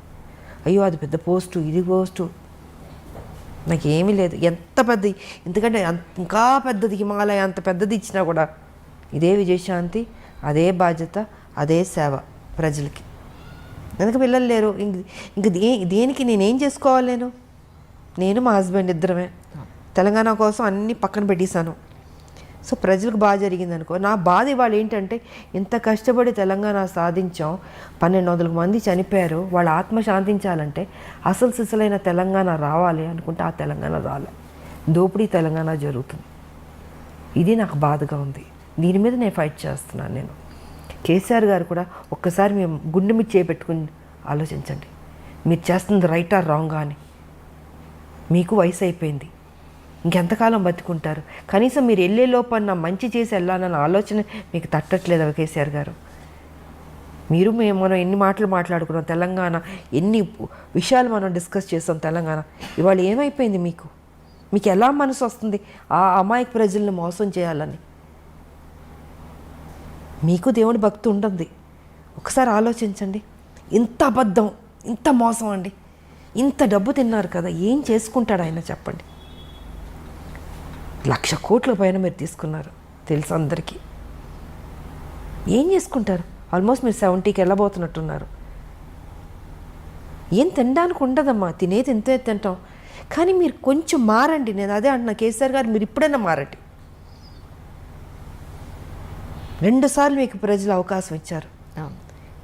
ఆ ప్రజలు వాళ్ళ మొహాలు చూడండి. వాళ్ళని చూస్తే మీకు మోసం చేయబుద్ధి అవుతుందా? మీకు తప్పనిపించట్లేదు మీకు నిజంగా? కనీసం ఇప్పుడైనా మారి మంచి చేసన్నా ఈ భూమిని విడిచి వెళ్ళండి. మీకు వెళ్ళాల్సిన టైంలో మీరు ఉండండి, 100 ఏళ్ళు బతకండి కాదట్లే, కానీ తప్పు చేసి వెళ్ళొద్దు, మంచి చేసి వెళ్ళండి. ఉద్యమంతో చేసాం మనం, ఆ చిన్న తప్పు కూడా వద్దు, ఆ రిమార్క్ కూడా వద్దు అన్నది నేను ఆయనకి చెప్తున్నా. నేను ఆయన తీసుకుంటాడని నేను అనుకోవట్లేదు, బట్ నా డ్యూటీ నేను చెప్తున్నాను. ఇప్పుడు ప్లస్ తెలంగాణ గవర్నమెంట్కి మీరు ఎన్ని మార్కులు ఇస్తారు? నేను ఇవ్వను. నేను అదే చెప్తున్నాను. ఇప్పుడు ఇంతసేపు చెప్పింది ఆయన మంచి చేస్తుంటే మీరు మంచి చేశారని నేను మెచ్చుకుంటాను. ఇప్పుడు మిగతా నేను బీజేపీలో ఉన్నాను అని కాదమ్మా. ఆయన కేసీఆర్, నేను విజయశాంతి, మనం పని చేసాం, ఉద్యమంలో కొట్లాడాం. కానీ ఇవాళ మీరు ఒక ముఖ్యమంత్రి అయ్యారు. ముఖ్యమంత్రి అయిన వెంటనే నేను ఒక్కరోజు కూడా మిమ్మల్ని నేను విమర్శించలే, తిట్టలే. 3 ఏళ్ళు మీకు టైం ఇచ్చాను నేను. సరే, కొత్త పార్టీ, కొత్తగా వచ్చారు, బాగా చేస్తారు, ఒక నమ్మకం. ఉద్యమం నుంచి వచ్చిన మనిషి కాబట్టి ఆయనకు ఆ బాధ్యత తెలుసు. ఎక్కడ ఏ ప్రాబ్లం ఉంది, ప్రజలకు ఏ కష్టాలు ఉన్నాయి, ఎక్కడ ఏ ప్రాబ్లం తీర్చాలని తెలుసు కాబట్టి చేస్తాడు అనుకున్నా. కానీ చేయలే. ముఖ్యమంత్రి కుర్చీలో కూర్చోగానే ఆయన ఆలోచనలు మారిపోయినాయి, మనిషి మారిపోయాడు. ఉద్యమం ఉన్న కేసీఆర్ గారు వేరు, ఇప్పుడున్న కేసీఆర్ వేరు. అహం పెరిగిపోయింది. ఎవరిని ఒకళ్ళు విమర్శిస్తే దాన్ని అంటే అది మనసుకు తీసుకుంటున్నాడు ఆయన. అంటే ఒక వెంజెన్స్ లాగా వాళ్ళ మీద కేసులు పెట్టడం, సంబంధం లేని కేసులు, పాపం ఎంతోమందిని వేధించడం. అది చిన్నవాళ్ళ పెద్దవాళ్ళు ఎవరైనా సరే ఏ రకంగా వెళ్ళిపోతున్నాడు అంటే, ఏజ్ అయ్యే కొద్దీ మనం గతంలో చేసిన తప్పుల్ని, మన తప్పుని దిద్దుకుని మనం మారడానికి ట్రై చేస్తాం. కానీ ఈయన మారతలే. ఏజ్ అయ్యే కొద్దీ ఇంకా అగ్రెసివ్గా, నెగిటివ్గా, హార్ష్గా, క్రిమినల్గా ఈ రకంగా తయారవుతుంటే మరి నాకు ఈయనకి ఎక్కడి నుంచి వస్తుంది ఈ ఆలోచన నాకు అర్థం కావట్లే. ఫామ్ హౌస్లో కూర్చున్నది ఏ రకంగా మనం మోసం చేస్తూ వెళ్దాం అన్నది ఆలోచిస్తున్నాడు తప్ప ఇది మంచి చేద్దాం అన్నది లేదు. ఒక ముఖ్యమంత్రి అంటే పబ్లిక్లో ఉండాలి, ప్రజల్లో తిరగాలి. సో ఈయనైతే ప్రజల్లో తిరగట్లేదు. ఎంతసేపు ఫామ్ హౌస్లో కూర్చుని ఆలోచిస్తూ ఉన్నాడు. ఏ ఆలోచన అంటే మంచి ఆలోచన కాదు, చెడ్డ ఆలోచనలు. ఈ ఎన్నికలకి ఇలా మోసం చేద్దాం, ఆ ఎన్నికలకి ఇలా మోసం చేద్దాం ప్రజల్ని. నువ్వు ఎవరిని మోసం చేస్తున్నావు? ప్రజలు. ఆ ప్రజల్ని నువ్వు 2 సార్లు గెలిపించారు. అది తప్పనిపించట్లేదా అంటాను నేను. సో నేనైతే మార్కులు ఇవ్వను ఆయనకి. ఆయన డెఫినెట్గా మంచి చేస్తుంటే ఇచ్చుండేదాన్ని. మా పార్టీ ఏమనుకున్నా అనుకొని నేను ఆటో ద వెళ్ళి నేను పొగిడేదాన్ని. వచ్చే ఎలక్షన్స్కైనా హైదరాబాద్లో లేదా తెలంగాణ జిల్లాల్లో లేదా మన తెలుగు రాష్ట్రాల్లో బీజేపీ వచ్చే అవకాశం ఉందంటారా మీ ఉద్దేశ ప్రకారం? We are trying I all best. నేను ఒకటే చెప్తున్నాను పబ్లిక్ కూడా, ఇంకా మీరు కన్ఫ్యూజ్ కాకండి. ఒకటే ఒక పార్టీ బీజేపీ పార్టీ ఉంది. ఎందుకంటే టీఆర్ఎస్ గతంలో కాంగ్రెస్ చూశారు, టీడీపీ చూశారు, అందరం చూస్తారు. కాంగ్రెస్ ఆల్మోస్ట్ ఏంటంటే టీఆర్ఎస్తో విలీనం అన్నట్టే చెప్పచ్చు. ఎందుకంటే అన్ని ఎమ్మెల్యేలు తీసుకున్న తర్వాత ప్రతిపక్ష హోదా కూడా పోయింది కాంగ్రెస్కి. ఇవాళ కేసీఆర్ గారు ఏం చెప్తుంటే కాంగ్రెస్ అదే చేస్తుంది. సో నేను బయటకు రావడానికి కూడా ఇదే కారణం. అంటే ఎంత కష్టపడినా వీళ్ళు లాస్ట్కి అమ్ముకుంటారు. అదే జరిగింది మొన్న 18-19లో. ఇంకా వీళ్ళు కరెక్ట్ కాదు, వీళ్ళు కొట్లాడేవాళ్ళు కాదు, వీళ్ళు డబ్బులకు అమ్ముడుపోయేవాళ్ళు, ప్యాకేజీలు తీసుకునేవాళ్ళని కొంతమంది చేస్తున్న తప్పుకి ఆ పార్టీ మొత్తానికే అందరికి మీద పడుతుంది. సో ఆ కొంతమంది సరిలేదు ఆ పార్టీలో, దానివల్ల కాంగ్రెస్ మర్యాద పోయింది. సో ఇవాళ నేనేమంటానంటే పబ్లిక్కి 4 లక్షల కోట్లు అప్పులు అయిపోయినాయి, తెలంగాణ డెవలప్మెంట్ లేదు. కేసీఆర్ ఎంతసేపు డబ్బుతో ఓటుతో కొనొచ్చు అని ఆ ప్యాటర్న్లో వెళ్తున్నాడు. ఆయన ఏం చేయడు. ఇంకా మీకు ఉన్నది ఒక బీజేపీ. సో దీన్ని సెటరేట్ చేయాలన్నా, డెవలప్ ఎంతైనా కొంత బెటర్ అవ్వాలన్నా, ఒక డిసిప్లిన్, ఒక అడ్మినిస్ట్రేషన్ బాగుండాలన్నా ఆ ఒక్క బీజేపీ వల్లే సాధ్యం. ఈసారన్నా ప్రజల్లో ఆలోచించి బీజేపీకి ఓటేసుకోండి. ఇంకా లేదు, ఆల్టర్నేట్ లేదు. ఇంక మీకు ఒకటి బీజేపీ కనపడుతుంది. ఇంకా ఇప్పుడు మీరే ఆలోచించుకోండి, ప్రజలకు వదిలిపెడతాం. కాంగ్రెస్ ఏం చేస్తుందో అన్ని తప్పులు మీరు చూస్తున్నారు. టీఆర్ఎస్ ఏం చేస్తుందో మొత్తం కరప్షన్ చూస్తున్నారు. ఉన్న దాంట్లో ఎవరు బెటర్గా ఉన్నారంటే బీజేపీ. అది ఒక జాతీయ పార్టీ, కరప్షనే ఉండదు. మీకు అందాల్సింది డెఫినెట్గా పబ్లిక్ అందుతుంది. ఇక్కడ ఎవరు తినేవాళ్ళు ఉండరు పార్టీలో, ప్రజలకే ఖర్చు పెట్టేవాళ్ళే ఉంటారు. ఏ స్కీమ్స్ తీసుకొచ్చినా మోడీ గారు పబ్లిక్లోకి వెళ్ళిందా అని చూసుకుంటాం. కానీ కేసీఆర్ ఏం చేస్తున్నారు, పబ్లిక్ దగ్గర నుంచి గుంజుతున్నాడు ఈయన. సో వ్యత్యాసం నేను చెప్తున్నాను టీఆర్ఎస్కి అండ్ బీజేపీకి. ఇవాళ అన్ని మ్యాక్సిమం కేంద్రం నుంచి వస్తుంది తెలంగాణకి, కానీ కేసీఆర్ ఏం చేస్తున్నాడు, నేనే ఇచ్చుకుంటున్నాను ఆయన చెప్పుకుంటున్నాడు, బీజేపీ గురించి చెప్పట్లే. సో ఇప్పుడు న్యాయం జరగాలంటే బీజేపీ రావాల్సిందే అన్నది నేను చెప్పదలుచుకుంది. చాలా స్పష్టంగా చెప్తున్నాను. ఓటుకి 2000 ఇచ్చి ఓట్లు వేసుకున్న తర్వాత ఎవరు నష్టపోతున్నారు, మీరే నష్టపోతున్నారు పబ్లిక్. నా ఆలోచన ఎప్పుడు మీ మీద ఉంటుంది. మీరు ఎప్పుడు బాగుండాలని కోరుకుంటున్నాను నేను. కొట్లాడి తెలంగాణ మీకోసం కదా. మీకు అన్యాయం జరుగుతున్నప్పుడు చెప్పాల్సిన బాధ్యత నాకుంది. నేను అందుకే చెప్తున్నాను ఇవాళ. దీంట్లో ఎవరి స్వార్థం లేదు. చూడండి, ఒక ఛాన్స్ ఇవ్వండి, బీజేపీకి ఇచ్చి చూడండి. బాగోపోతే అప్పుడు మీ ఇష్టం, ఓకే, మా కర్మ అనుకోండి, లేకపోతే వీళ్ళ కర్మ అనుకోండి, లేకపోతే మా కర్మ అనండి, ఏదైనా అనండి, మేము పడతాం. బట్ ఒక ఛాన్స్ ఇవ్వండి, అది మారుతుంది అన్నది నేను మనస్ఫూర్తిగా చెప్తున్నాను ప్రజలకి. వచ్చే ఎలక్షన్స్లో బీజేపీ నుంచి మీరు యాక్టివ్ రాజకీయాల్లోకి కనిపిస్తారని ఎక్స్పెక్ట్ చేయొచ్చు అంటారు? ఆల్రెడీ పని చేస్తున్నాను కదా నేను, ఆల్రెడీ పని చేస్తున్నాను, నేను యాక్టివ్గానే ఉన్నాను. పార్టీ ఏ ప్రోగ్రామ్ అన్నా నేను వెళ్తున్నాం. నేను ఎప్పుడూ రెడీయే. నేను పని చేసేది నేను 24 hours నాకు అలవాటే కదా. ఉద్యమాలు చేసిన వచ్చిన మనిషికి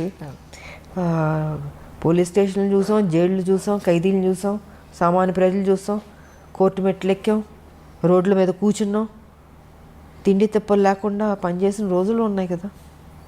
సో విజయశాంతి పనిచేసే మనిషే. నా జీవితంలో లగ్జరీ లైఫ్ కాదు ఇది, నా లైఫ్, నా ప్రజలే నాకు అన్నది ఎప్పుడో నేను దాంట్లోకి వెళ్ళిపోయాను నేను. సో వాళ్ళు ఏ డ్యూటీ ఇచ్చినా నేను పని చేయడానికి సిద్ధంగా ఉన్నా, పని చేస్తూనే ఉన్నాం మేము. ఇప్పుడు ఉద్యమాలు చేసినట్టు ప్రతిరోజు ఇప్పుడు పార్టీ ఉద్యమం చేయదు. ఇష్యూ వచ్చినప్పుడు ఇష్యూ మీద ఫైట్ చేస్తాం. అప్పుడు ఉద్యమాలు అంటే ప్రతిరోజు మీకు సమస్యలు ఉంటే సమస్యలు కొట్లాడుతూనే ఉన్నాం. ఇప్పుడు రాష్ట్రం వచ్చిన తర్వాత అంత పని ఉండదమ్మా. ఇష్యూ వచ్చినప్పుడు ఇష్యూ, ఎలక్షన్స్ వచ్చినప్పుడు ఎలక్షన్స్, మీటింగ్ అన్నప్పుడు మీటింగ్, ఇలా డివైడ్ అవుతుంది వర్క్. సో దానికి తగ్గట్టు మేము పని చేస్తున్నాం. మ్యామ్, తర్వాత రౌడీ ఇన్స్పెక్టర్ సినిమా అప్పుడు మీ ఫ్యాన్స్ కర్నూలు జిల్లాకు మీరు వెళ్ళినప్పుడు మూవీ పరంగా అక్కడ ఎంతోమంది తండోపతండాలుగా విజయశాంతి గారిని చూడడానికి వచ్చేసినప్పుడు చాలా ఉద్రిక్త పరిస్థితులు నెలకొన్నాయి అప్పట్లో. బాలకృష్ణ గారు మిమ్మల్ని ఆ సిచ్యువేషన్ నుంచి లోపలికి తీసుకొచ్చి వాళ్ళందరినీ చాలా కంట్రోల్ చేశారని చెప్పని విన్నాను. అంటే అది ట్రైన్లో పాట ఉంది కదా, పాట నంద్యాల అనుకుంటాను. చేస్తుంటే క్రౌడ్ విపరీతంగా వచ్చేసి అసలు ట్రైన్ ఆపేశారు. నాకు ఆ రోజు కొంత ఫీవర్ వచ్చిందంటే డేలో మొత్తం పాట చేస్తూ విపరీతమైన ఎండ, జ్వరం వచ్చి అయిపోయింది, పాట అయిపోయింది. మళ్ళీ హైదరాబాద్ షిఫ్ట్ అవుతుంది ఇక్కడ వేరే సాంగ్కి. సరే చేస్తుంటే పడుకుంటే ఒకటే అరుపులు, జనాలు భయంకరం, అసలు మామూలు కాదు. ట్రైన్ ఆపి విజయశాంతి బయటికి రావాలి, గొడవ చేశారు. ఇంకా అప్పుడు బాలకృష్ణ తను వెళ్ళి ట్రై చేసి చెప్తున్నాడు, అయినా కూడా లేదు, రావాలంటే నిద్రపోతున్నాను నేను. సో నేను, తారా మాస్టర్ గారు, మేమందరం అప్పుడు ఇంకా బయటికి తీసుకొచ్చారు. బాగా వీక్గా ఉన్నా, నీరసంగా ఉంది, ఎండ దెబ్బకి జ్వరం వచ్చి సరే వచ్చి నుంచున్నాను. అంత ఓ అరుపులు కేకలు. ఐ థింక్ 1.5 hour ట్రైన్ అయిపోయింది. కదలనప్పులే మొత్తం పట్టాల మీదకి వచ్చేసి జనాలు అడ్డంగా అసలు ఇసుకేస్తారు వాళ్ళంత జనాలు వచ్చారు. తర్వాత వాళ్ళు హ్యాపీ ఫీల్ అయ్యి అప్పుడు బయలుదేరి గిద్దాలు పగలగొట్టి అబ్బో బీభత్సం అలా జరిగింది. అప్పుడు రీసెంట్గా చిరంజీవి గారు ఆయనతో పాటు కలిసి వర్క్ చేసిన హీరోయిన్స్ అందరినీ ఇన్వైట్ చేశారు. మేమందరం అనుకున్నాం మీరు ఖచ్చితంగా ఉంటారు అందులో అని, కానీ మీరు అందులో నన్ను ఎప్పుడు ఇన్వైట్ చేసింది లేదు. ఒకటి చేసినా నేను వెదలను నేను, ఎందుకంటే నాకు అలాంటి పార్టీ ప్రోగ్రామ్స్ అంటే నాకు పెద్ద నచ్చదు. నేను ఫస్ట్ నుంచి షూటింగు నా ఇల్లు సినిమాలు చేసేటప్పుడు. సో పాలిటిక్స్ అంటారా, పాలిటిక్స్ అంటే ఉద్యమాలు నా ఇల్లు. నా ఫంక్షన్కే నేను నేను వెళ్ళడం. నా 100 days ఫంక్షన్ కంటే తప్పదంటే వెళ్తాను. వెళ్ళిన ఒక హాఫ్ అన్ అవర్లో ఉండి వచ్చేస్తాను ఆ షీల్డ్ తీసుకుని. ఎందుకో నాకు చిన్నప్పటి నుంచి ఈ పార్టీస్ కానీ నాకు నచ్చదు. సో వాళ్ళు ఎప్పుడు నన్ను ఇన్వైట్ చేసింది లేదు. ఒకవేళ ఇన్వైట్ చేసినా నేను వెళ్ళను, నేను అవాయిడ్ చేసి ఉండేదాన్ని. నేను తెలుగులో మిమ్మల్ని మొట్టమొదటిసారిగా ఇంట్రడ్యూస్ చేసింది విజయ నిర్మల గారు అనుకోవచ్చా అండి? కానీ విజయ నిర్మల గారు అప్పుడు కాలం చేసినప్పుడు కూడా మీరు చాలా వచ్చి నరేష్ గారు వాళ్ళ ఇంటికి వచ్చి చేసినప్పుడు జరిగింది. సో ఆవిడతో మీకున్న ప్రత్యేక అనుబంధం ఏంటి? కొంతమంది మన జీవితంలో మర్చిపోలేమమ్మా వాళ్ళు తీసుకున్న కేరు. ఒక తల్లిగా ఆవిడ నన్ను చిన్నపిల్లని కృష్ణ గారి పక్కన చాలా యంగ్, ఐ థింక్ 79లోనే వచ్చాను, 80s అనుకుంటా సినిమా ఫస్ట్ తమిళ్ 80sలో. ఇంత చిన్నపిల్ల కృష్ణ గారు అనేవారు, విజయ మరీ చిన్నపిల్లగా ఉంది, నా పక్కన యాక్ట్ చేస్తుంది, ఎలాగ బాగుంది, నా కూతురులా ఉంది అనేవారు. మీరు ఊరుకోండి నేను చూసుకుంటాను, కానీ అంత కేర్ తీసుకునేవాడు నిజంగా. అలాగా నాకు దాని మీద నమ్మకం ఉంది, తను పెద్ద స్టార్ అవుతుందని. ఆవిడ కూడా అంత కేర్ తీసుకుందమ్మా. అందుకే ఆవిడ పోయినప్పుడు కూడా నాకు బాధ వేసింది. కొంతమంది మనం మర్చిపోలేం. ఆవిడ కానీ అంకుల్ దాసర్ గారు కానీ టి కృష్ణ గారు కానీ. నా జీవితంలో నా లైఫ్ మారింది వాళ్ళ వల్ల. ఎలా మర్చిపోతాం చెప్పండి. సో నా ఫస్ట్ ఫిలిం భారతిరాజా గారు, ఇలాగా కొన్ని మర్చిపోలేం. ఇంక మిగతా డైరెక్టర్స్ అంటారు, ఎస్ అఫ్ కోర్స్ నాకు మంచి సినిమా పాత్రలు ఇచ్చారు. విశ్వనాథ్ గారు, జంధ్యాల గారు, మోహన్ గాంధీ గారు, కోడిరామ్ కృష్ణ గారు. సో ఇలాంటి హీరోయిన్ సబ్జెక్ట్స్ చేసిన వాళ్ళు డైరెక్టర్లు, వాళ్ళని కూడా నేను మర్చిపోలేను. ఆ గౌరవం ఎప్పుడు ఉంటుంది నాకు వాళ్ళ మీద. కానీ రాజకీయాల్లోకి వచ్చిన తర్వాత, ఇన్నాళ్ళ రాజకీయ జీవితం చూసిన తర్వాత ఇక్కడ మీరు నేర్చుకునే లెసన్ అంటే ఏం చెప్తారు? రాజకీయం అంటే పాలిట్రిక్సే ఉంటుంది. పాలిటిక్సే ఉంటుంది కదమ్మా. ఆ ట్రిక్స్లో మనం వెళ్తూ ఉండాలి, ఎత్తులకు పై ఎత్తులు వేస్తూ ఉండాలి. విజయశాంతి గారితో అవుతుందా అంత రాజకీయ ట్రిక్స్? అలా 25 ఏళ్ళు అయిపోతుంది కదా. అవుతుందా అంటే మరి తెలంగాణ తీసుకురాలేదా, కొట్లాడలేదా? ఏ టైంకి ఏ రకంగా మనం ఇవ్వాలో ఆ దేవుడే నిర్ణయిస్తాడు. జీవితంలో ఒక మంచి దారిని మనం ఎన్నుకున్నాం, ఆ మంచి దారిలోనే నేను వెళ్తున్నాను, ఆ మంచి దారిలోనే నేను సక్సెస్ అయ్యాను. నేను తెలంగాణ అచీవ్ చేయడం అన్నది ఇట్స్ నాట్ అ జోక్. ఒక రాష్ట్రం, నేను ఉద్యమం టేకప్ చేసినట్టు అందరూ నన్ను వెటకారంగా మాట్లాడేవారు. ఈవిడ ఒక మహిళ, ఈవిడ తీసుకొస్తుంది, ఈవిడ కొట్లాడుతుంది, ఈవిడికి అవసరమా, సినిమాలు చేసుకుని హ్యాపీగా ఉండడం ఎందుకు ఈవిడికి, అన్నీ అన్నారు. అన్ని మాటలు పడ్డాను, నేనేం పట్టించుకోలేదు. నేను అనుకుంది సాధించాను. అనుకునేవాళ్ళు అనుకుంటారు. ఏ టైంకి మన బుర్ర ఏ రకంగా ఆలోచించాలో ఆ బుర్ర ఆ ఆలోచన దేవుడు డెఫినెట్గా ఇస్తాడు. క్రిమినల్గా ఉండే పాలిటిక్స్ చేయక్కర్లేదమ్మా, మంచిగా కూడా పాలిటిక్స్ చేయొచ్చు. ఇప్పుడు కేసీఆర్ బుర్ర అయితే మాకొద్దు, ఎవడో కోరుకోడు. సూర్యకాంతం గారి క్యారెక్టర్ చూసి అమ్మో సూర్యకాంతం గారు అని భయపడేవాళ్ళం, కానీ నిజంగా వాడు చాలా మంచివాడు తెలుసా మీకు. అవును, సినిమా పాత్ర అలాగుంటుంది. సో ఆవిడ పేరు కూడా పెట్టేవారు కాదంటే చాలామంది పుట్టినవాడికి సూర్యకాంత్ భయం అంటే. బట్ ఆవిడ అంత బంగారం అసలు. నేను నాతో పనిచేశారు ఆవిడ, వచ్చా వండర్ఫుల్. ఆవిడ కానీ నిర్మలమ్మ గారు కానీ ఎంత మంచివాళ్ళు వాళ్ళు. సో కొంత మన సినిమా పాత్రలు చూసి భయపడతాం, కానీ కేసీఆర్ ప్రత్యక్షంగా చూసి భయపడుతున్నాం. అంటే అంత భయంకరమైన క్యారెక్టర్ కాబట్టి ఆయనలా వద్దమ్మ. ఇలాంటి పాలిటిక్స్ చేయక్కర్లేదు. చక్కగా పాలిటిక్స్ చేయొచ్చు, మనం అనుకున్నది ఇంకా బెటర్గా చేయొచ్చు, ప్రజలకు ఉపయోగపడేటట్టు చేయొచ్చు. అదే మ్యామ్ నా ఉద్దేశం కూడా అంటే 100% చేయొచ్చు. నేను ఎంతకాలం మరి మంచిగా అనుకునేది చేశాను, ఫ్యూచర్లో కూడా అదే మంచిగా చేస్తాను నేను. తెలంగాణకు సంబంధించి ఇన్ కేస్ కమింగ్ ఫ్యూచర్లో మీరు కూడా వన్ ఆఫ్ ది అధికార పార్టీ బీజేపీ కనుక అధికారంలోకి వస్తే మీ ఉద్దేశ ప్రకారం తెలంగాణకి ఏమేం చేస్తే బాగుంటుందని మీరు అనుకుంటున్నారు? నా Telangana, I love Telangana, develop అవ్వాలి. చాలా ఉన్నాయి సమస్యలు, ఇంతకుముందు తక్కువ ఉంది, ఇప్పుడు ఎక్కువ ఉంది. ఇప్పుడు రోజు రోజుకి ప్రజలు కష్టాల్లోకి వెళ్ళిపోతున్నారు, బెటర్మెంట్ లేదు లైఫ్. సో దీన్ని బెటర్మెంట్ చేయాలంటే ఒక నేషనల్ పార్టీ వల్లే అవుతుంది. అది వాళ్ళ బీజేపీకి సాధ్యం అవుతుంది. మోడీ గారు ఇంకా మంచి మంచి పనులు చేస్తున్నారు కాబట్టి. సో మేమందరం డెఫినెట్గా వెళ్ళి మోడీ గారితో చెప్తాం, మాకు ఇది కావాలని మేము అడిగి తీసుకుంటాం. మేము మా తెలంగాణకి ఇస్తారు ఆయన. ఇప్పుడు మొత్తం భారతదేశానికే వ్యాక్సిన్లే ఫ్రీగా ఇస్తున్నారు, రైస్ ఫ్రీగా ఇస్తున్నారు, ఎన్నో మంచి కార్యక్రమాలు చేస్తున్నారు. బేటీ పడావో బేటీ బచావో ఇలాగ ఎన్ని, ఒకటి కాదు రెండు కాదు, చాలా ఉన్నాయి. మహిళలకు కూడా, గర్భిణీ స్త్రీలకు కూడా వాళ్ళ ప్రెగ్నెంట్గా ఉన్నప్పుడు ఖర్చు అంతా భరిస్తుంది. డెలివరీ అయిన తర్వాత తల్లి బిడ్డలకి వాళ్ళకి పౌష్టికాహారం కావచ్చు, మెడిసిన్స్ కావచ్చు, వాళ్ళకి ఏం కావాలో ఆ సదుపాయాలన్నీ ఇస్తుంది. సో చాలా చేస్తుంది బీజేపీ. వాళ్ళ ఎందుకు చేతి మా తెలంగాణకి డెఫినెట్గా చేస్తుంది. మేము అడిగి తెచ్చుకుంటాం. మేము మోడీ గారు మాకు ఇది కావాలి.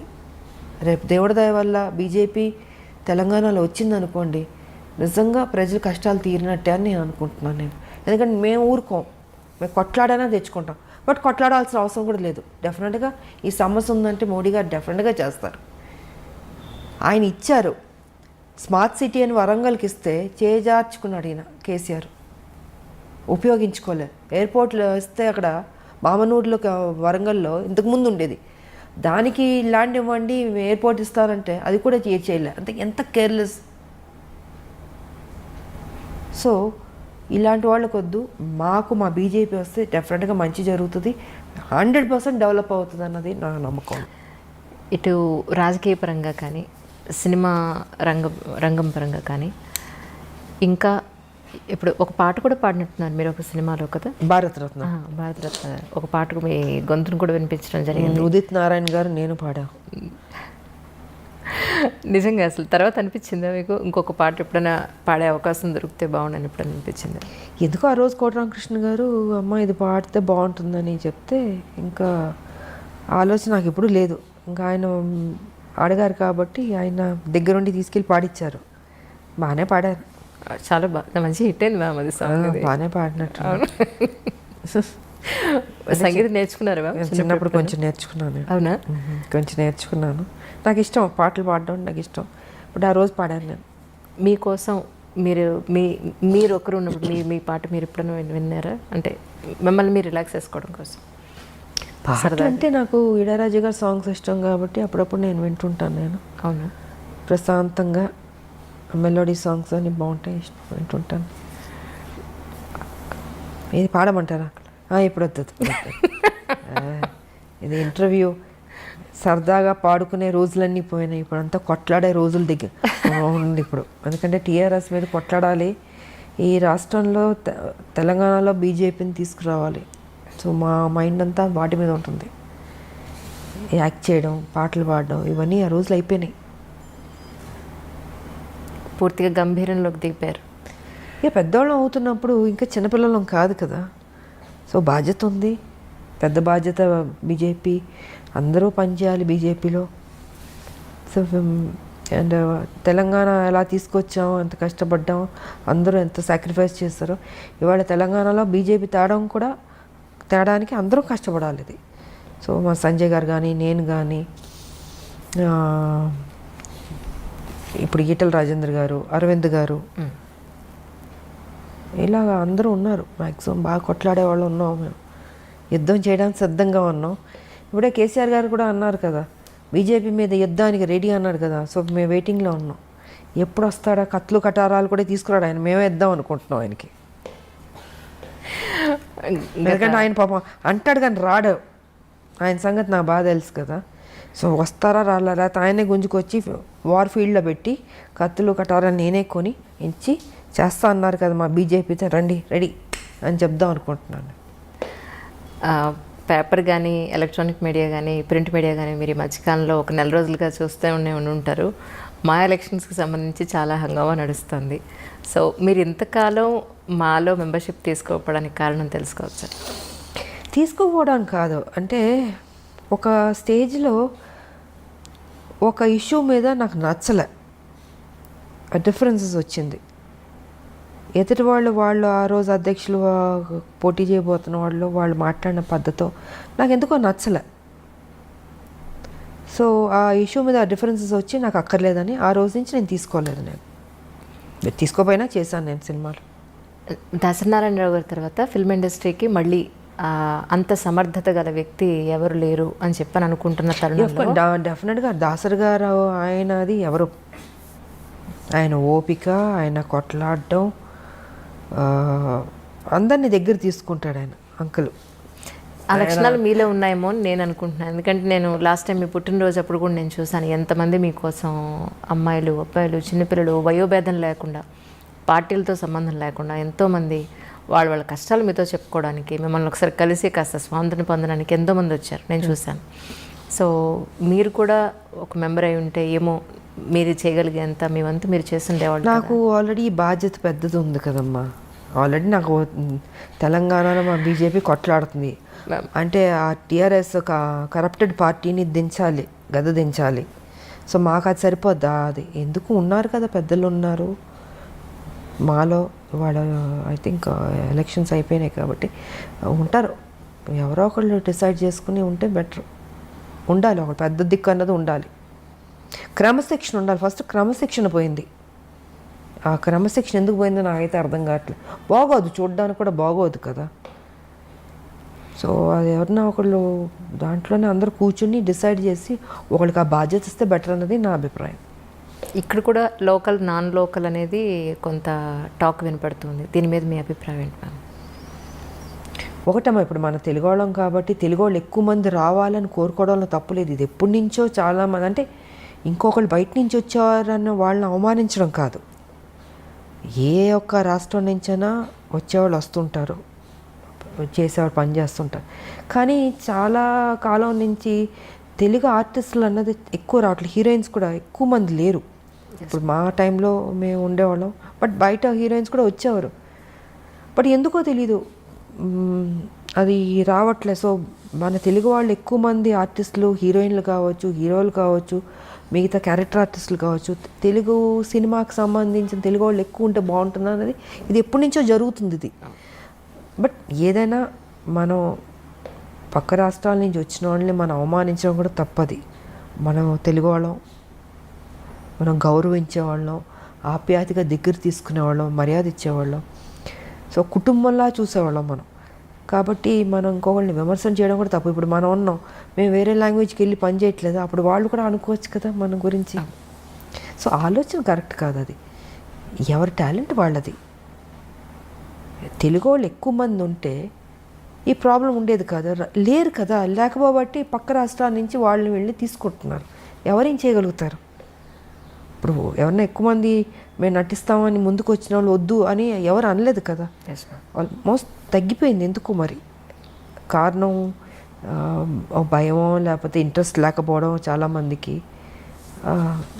ఏమైనా కారణం కావచ్చు. బట్ మనం ఎవరిని ఇంకొకరిని హర్ట్ చేయొద్దు. మనం ఇట్స్ ఫిల్మ్ ఫీల్డ్ కాబట్టి ఏ ఆర్టిస్ట్లను ఎక్కడన్నా ఏ లాంగ్వేజ్లోగానే వెళ్ళి పని చేసుకోవచ్చు. సో అదే అనుకుంటాను. వేరే ఏదైనా ఉంటే దాని గురించి మాట్లాడితే బెటర్ అనేది నా అభిప్రాయం. కానీ 80s 90s మనం తీసుకుంటే, ఇప్పుడు మీ సంగతి తీసుకుంటే 10 ఏళ్ళు 15 ఏళ్ళు మీరు హీరోయిన్గా అలా స్టాండర్డ్గా నిలబడిపోయారు. దగ్గర 18 ఏళ్ళు, నియర్ 28 years 40కి వచ్చేసాను. 40 అయిపోయింది. అలా మాకు అసలు కనిపించట్లేదు.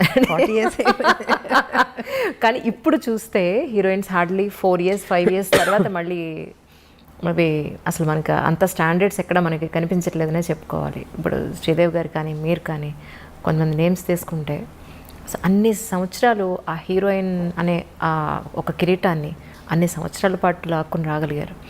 ఇప్పుడు ఎందుకు అలా జరగట్లేదంటే కారణం ఏమై ఉంటుందంటారు? కాలం మారిపోయింది, మైండ్ సెట్ మారింది.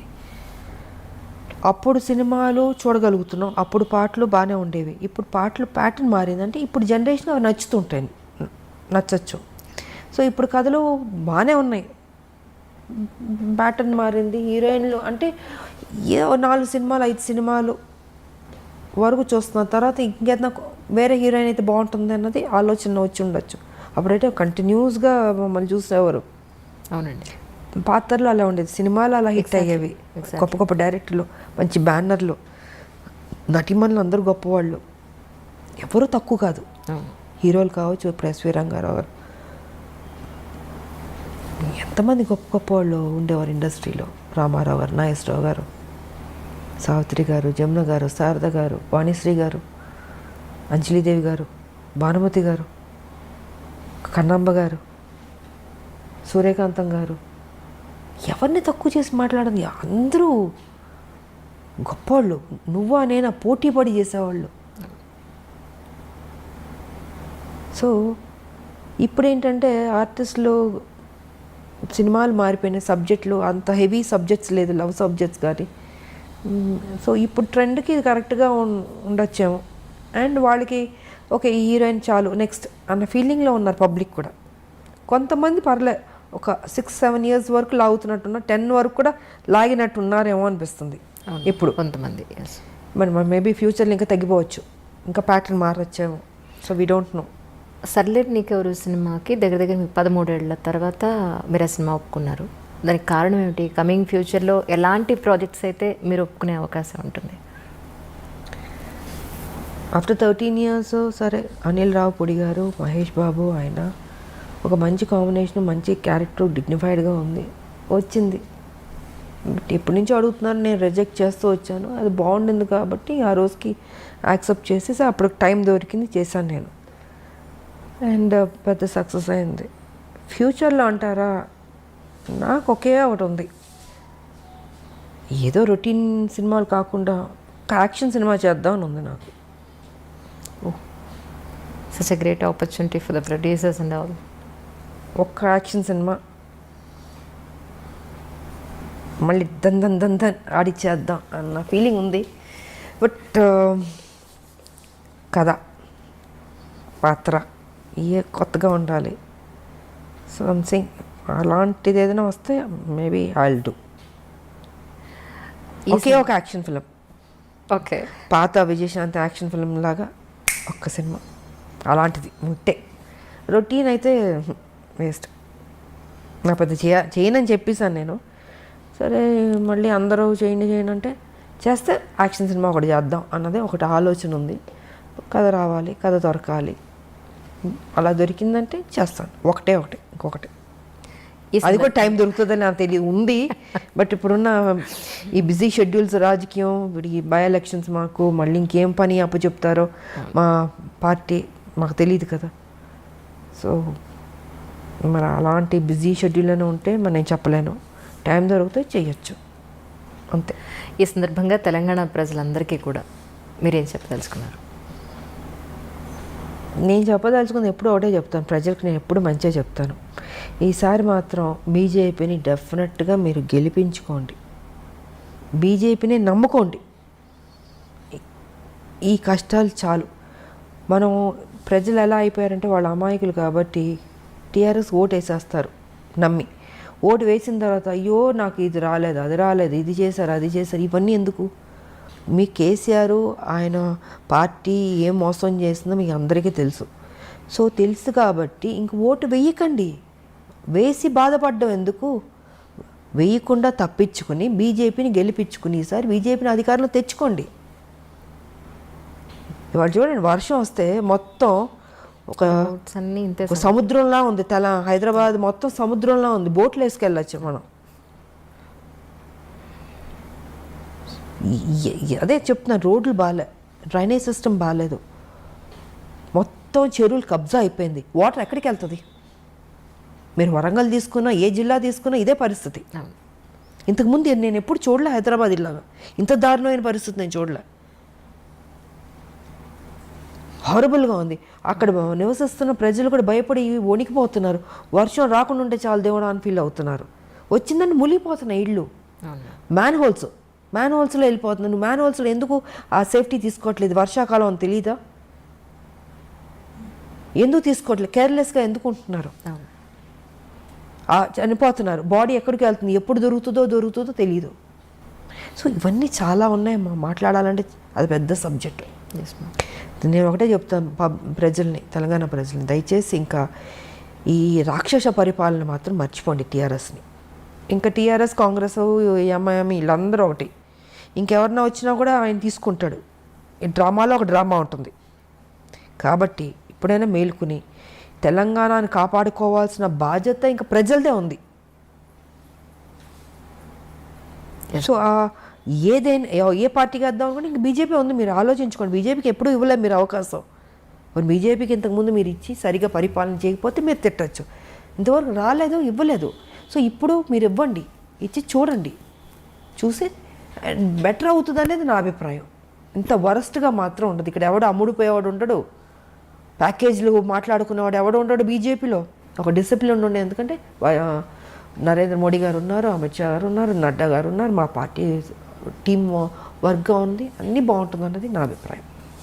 సో కరెక్ట్ డిసిషన్ తీసుకోండి ఇప్పటికైనా అన్నది నేను చెప్పదలుచుకుంది. ఈరోజు మీకు ఇంత గుర్తింపు వచ్చిన, రాజకీయాల్లో ఇంత మంచి పొజిషన్లో ఉన్న, మీ పర్సనల్ లైఫ్లో ఇంత గొప్ప స్థాయిలో ఉన్న ఒక లేడీ అమితాబ్గా ఎదిగిన, దీని అంతటికీ కారణం ఎవరు? మీకు రుణపడి ఉన్నారు వాళ్ళకి నేను ఈ సందర్భంగా కృతజ్ఞతలు తెలుపుకోవాలి అంటే ఎవరికి చెప్తారు? దేవుడు, ప్రజలు. అంతే కదా.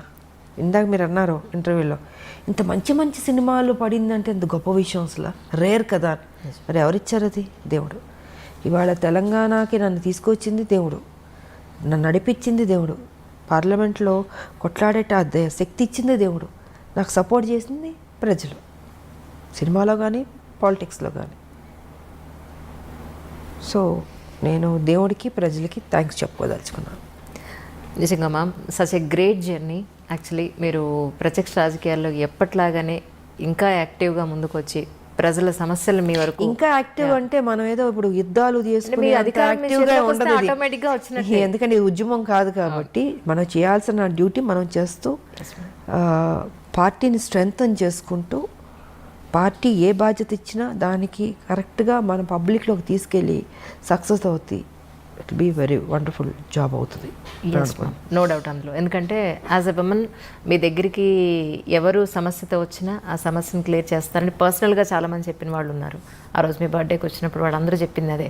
సో మీలాంటి వాళ్ళే రాజకీయాల్లోకి వస్తే ఇంకా బాగుంటుంది అనేది మా యాజ్ ఎ విమన్గా నా స్వార్థం కూడా ఉంది. నిజంగా నేనంటే సేవ చేయడమే తప్ప నాకు ఇంకేం ఉంటుంది నా మైండ్లో. నిజం. 24 hours ఇంకా అదే ఉంటుంది నాకు. ఎంత తక్కువ టైం, ఒక 2 hours పడుకుని పని చేయమన్నా చేస్తాను. నేను 24 hours పని చేయమన్నా చేస్తాను. ఎస్. నువ్వు అదే అంటారు, నువ్వు పని రాక్షసు అంటారు నన్ను. నాకు పని చేయడం ఇష్టం కాబట్టి, నన్ను ఖాళీగా కూర్చోబెట్టి నాకు నచ్చదు. పని ఇవ్వండి, చేస్తూ ఉంటాను. పని ఇవ్వకపోతే వాళ్ళ తప్పు. ఎస్. పని ఇస్తే నా స్థాయి ఎంతవరకు నేను పని చేయాలో అంతవరకు నేను పని చేస్తాను, అంతే. ఎస్. మీరు నా ప్రజలు బాగుంటే ఇంకా అంతకంటే నాకు కావాల్సింది ఏమీ లేదు. నిజం. మీ చేతిలోకి తొందరలో అధికార పార్టీ అనండి, తెలంగాణలో మీ చేతికి అధికార పగ్గాలు రావాలని చెప్పి మనస్ఫూర్తిగా యాజ్ ఎ విమెన్గా కోరుకుంటున్నాను. మా బీజేపీకి అధికారం వస్తే డెఫినెట్గా మంచి చేస్తుంది. Thank you.